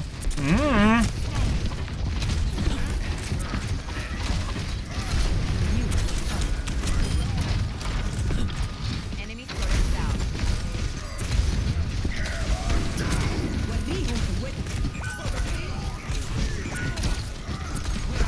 Turret detected. Christ. We have like no off. Do we even have a tank? We have a Sigma. The skies await. Up and away.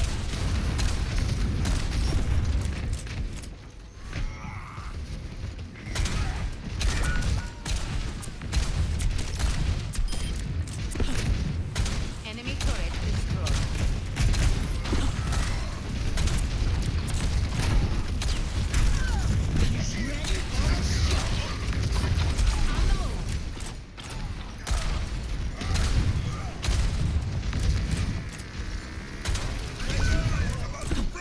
Yeah. Fuck's her Moira? Ah, I see.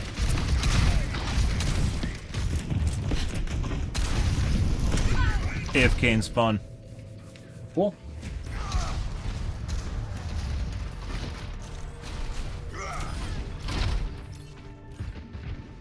Ooh, I'm gonna shove them in the Payload has reached the checkpoint. My greetings!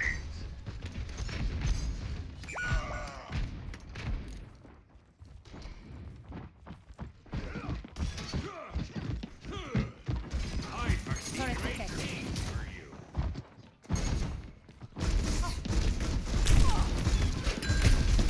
Oh yeah?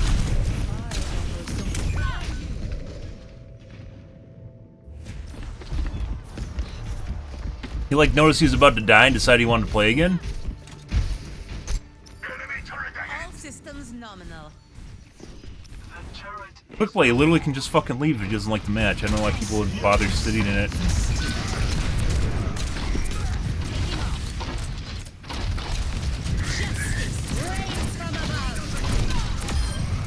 Out here.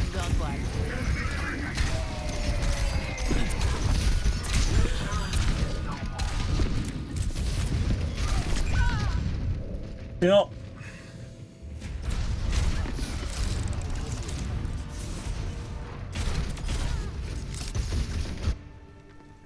Okay, my head's in the game. Damn. I must surrender to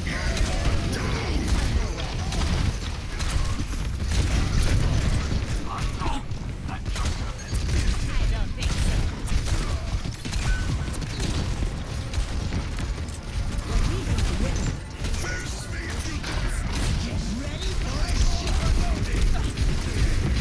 Yeah, well. Ran out of jets, guys. Too bad. Ferry doesn't have a tiny bit better flying. Too bad. There's so many cases where you just need a little bit more and you don't have it. Like 10 or 15% more to your jets, either the fuel tank or regeneration rate. Nope. And I have no fucking idea why our healer was in there and just AFK'd for half the match. But he did. You know. Did AFK in it. Next game. Strike from above. Taking off. Double kill. I could. Might as well.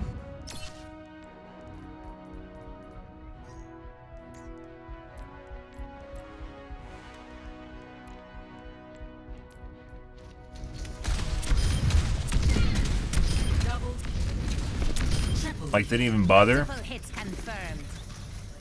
They didn't even bother waiting to get AFK.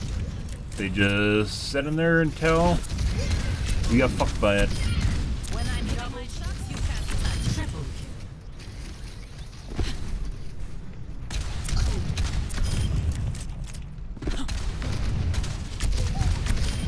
Good match. Good time.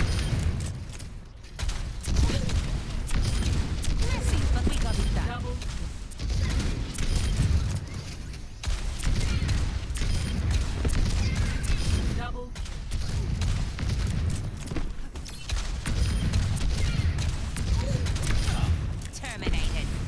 Concussive out. Mind the gap.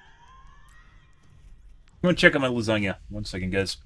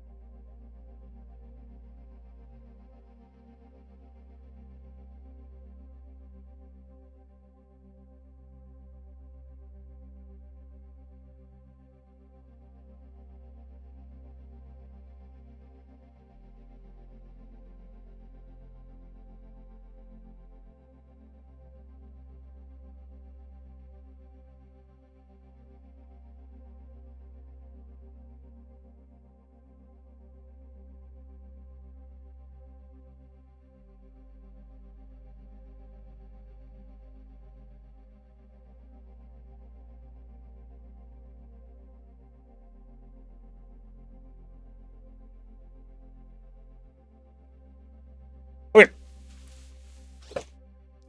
Off we go. Looks pretty good, guys. Nom, nom, nom, nom, nom, nom. In a little bit, that is.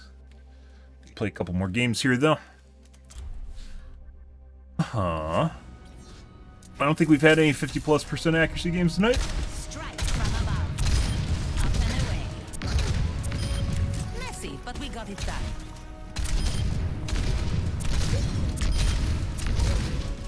Double.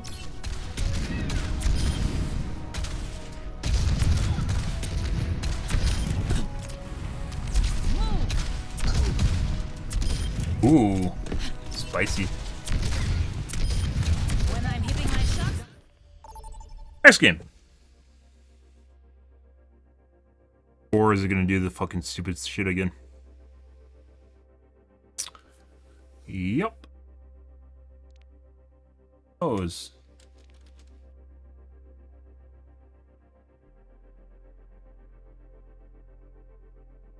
Good evening, ship. Happy Third Friday to you. Failed to connect to the server. Next game. Strike from above. Taking to the air. Double a clean kill.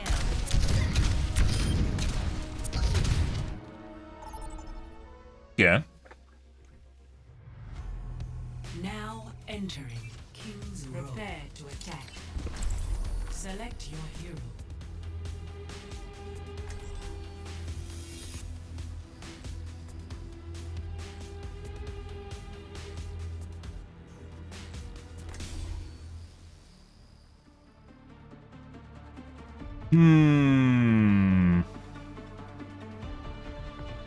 I have no idea what that is. Good for them.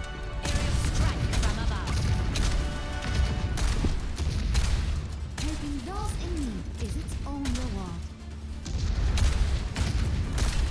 She needs to make sound in the air, guys. She doesn't make any sound. She's literally fucking... I think her Guardian Angel is silent as well.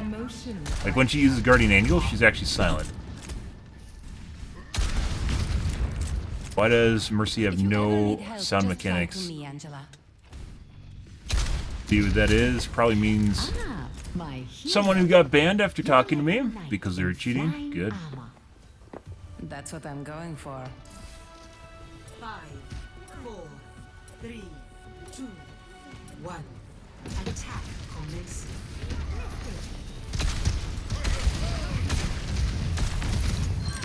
And our Reinhardt suicidal.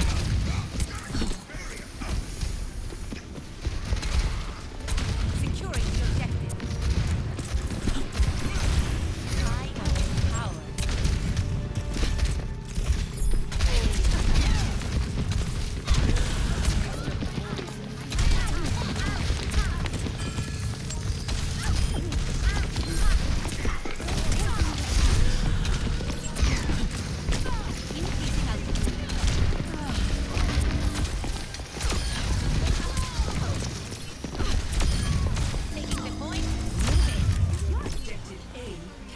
Yeah?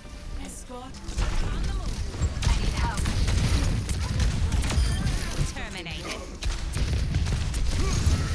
Enemy over here. Good. Repositioning.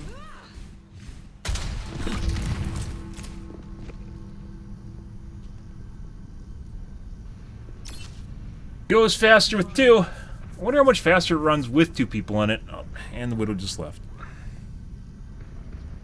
So this, like from Overwatch 1 to Overwatch 2, from like back when I used to play, I still understand why people hyper overextend compared to the cart. If you have 3 people on the cart, you can move it a lot faster. And that gives you more time if you get it there, putting aside the fact that this fight is now down 1 person because I'm sitting on the cart. There must have been a strat that some big team did and everyone was like adopted it because it worked or something.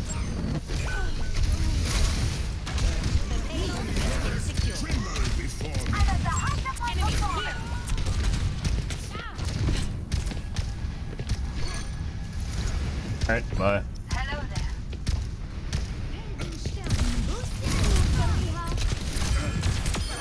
there. Oh. And he is way, way up there. Fucking Christ. How's that normal movement for this game? How does that make sense?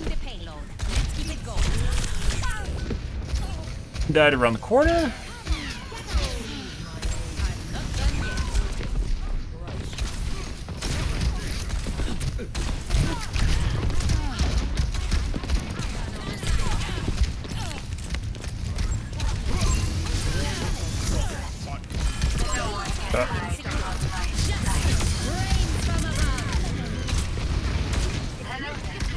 Why? Why would you waste your ult for a reload? Like, despite people like saying that McCree's... What the fuck is he doing? McCree's ult is sometimes worthless, like in Overwatch 1. There are definitely cases where you can use it to get a kill, like a cheeky kill. Don't.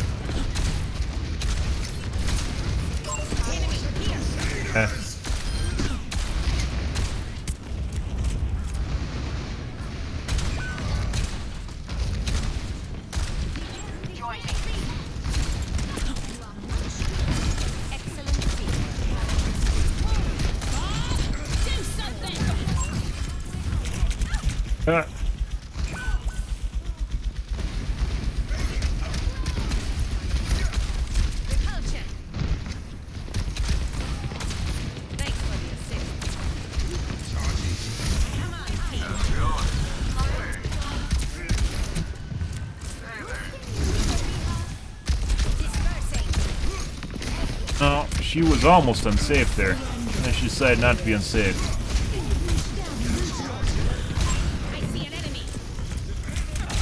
My god. Fucking Doomfist just blocked that rocket for the Mercy.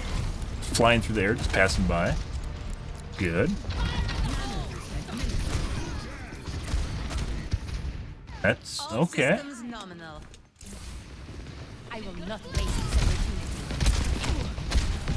Toggler here. I think we got a toggler, guys, which is the Ash. Yeah. Yeah.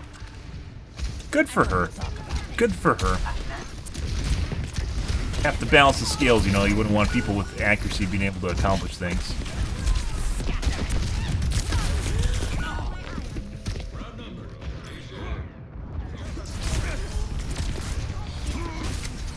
And completely oblivious, by the way, if you guys didn't notice that. Well, ran out of rockets. Aww. Okay, my head's in the game.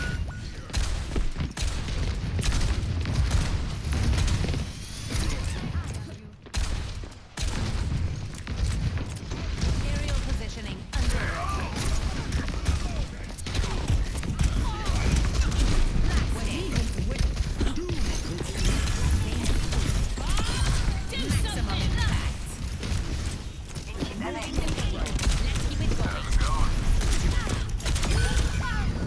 and died to Bob.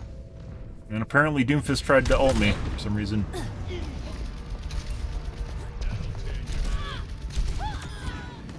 And possibly AoE damage from my rockets. Self-damage is like 20% of normal damage, though, from rockets. Well, I usually don't care that much if I shoot myself. Depends on what's going on. Cool.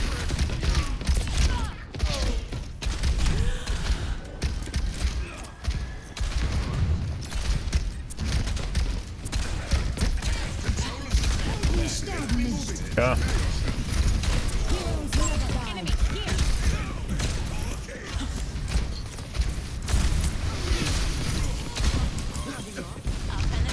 Fucking Christ. Gotta try sometimes, though.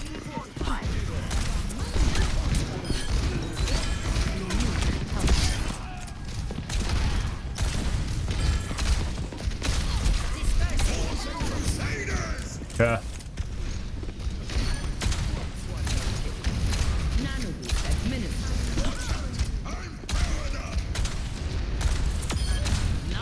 Meanwhile, Reinhardt doesn't really do anything useful. Good.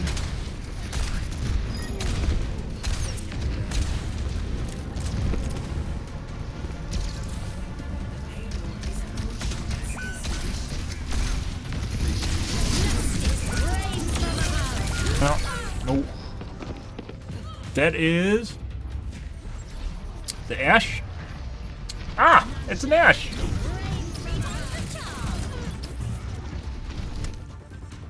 Returning to battle. En route.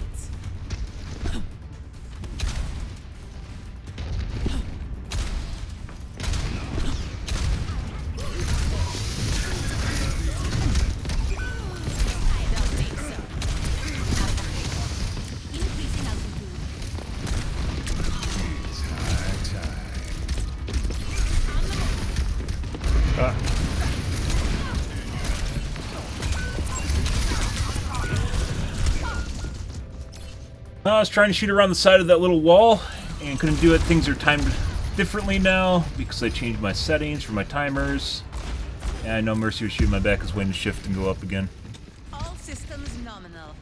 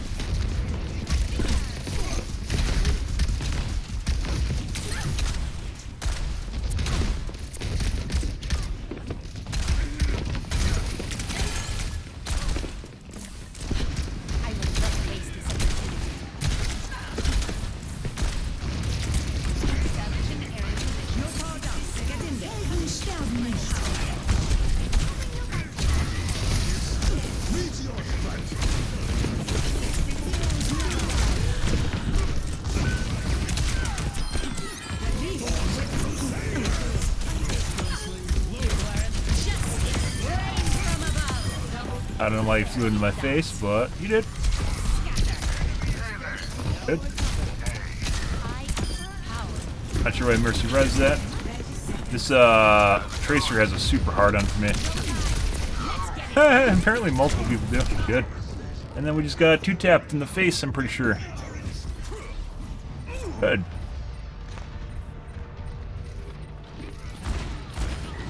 Yeah. In. Oh, we won't be able to see that since we only got 1 kill there. It didn't look like the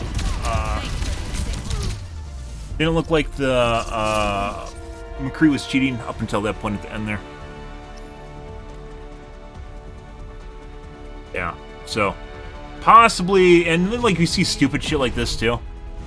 People like gloating a bit, but they know they can't, so they just try to be cheeky. And apparently that's cheeky for whoever that is, so.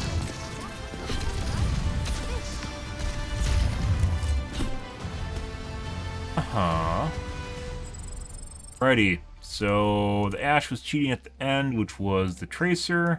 Who had a Raging Heart on for me.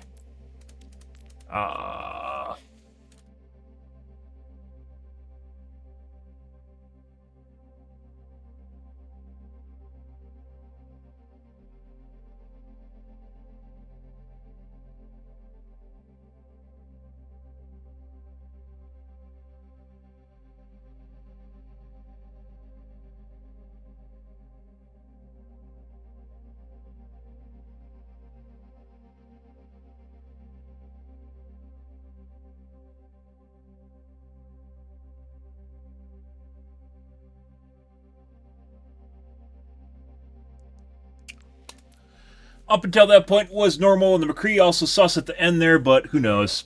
People will toggle to clutch things out. Because high intensity gameplay, right? And they got to show that they're better. And they can be. So, well, we're going to call things here tonight, guys. We had some pretty good games. We also had a lot of cheaters tonight. That just happens. Usually it's on the Friday nights / Saturday nights, and mainly Saturday morning is when you get a lot of cheaters. Basically kids. It coincides with kids, but not always. But yeah, in other games, it's usually the 4 to 8 a.m. hour, the degenerate hour, where you have all the neats and people need every little bit of serotonin and dopamine they can possibly get. However, I do not think this is weird. It's one of the only games where that does not apply. It seems like it is the cartoon Saturdays when all hell breaks loose in this game. Basically, all the kids show up on Friday nights and Saturday nights, and Saturday morning when they have free time and their parents allow them to play.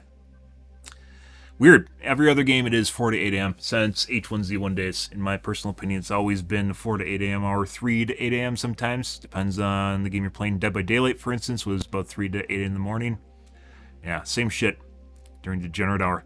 But alright guys, I'm out here for this evening, guys. Tomorrow we will continue on with our tweaking journey. Let's take a quick gander at our accuracy here tonight. Not that this is the end-all be-all stat, but just kind of a rule of thumb. That's pretty good. After I change the timers, better.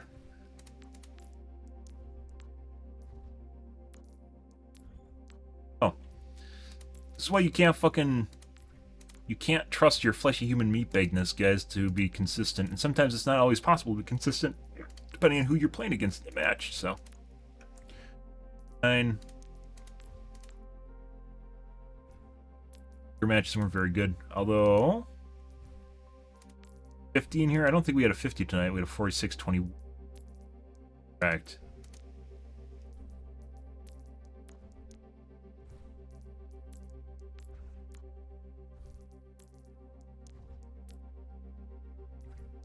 I don't know, guys.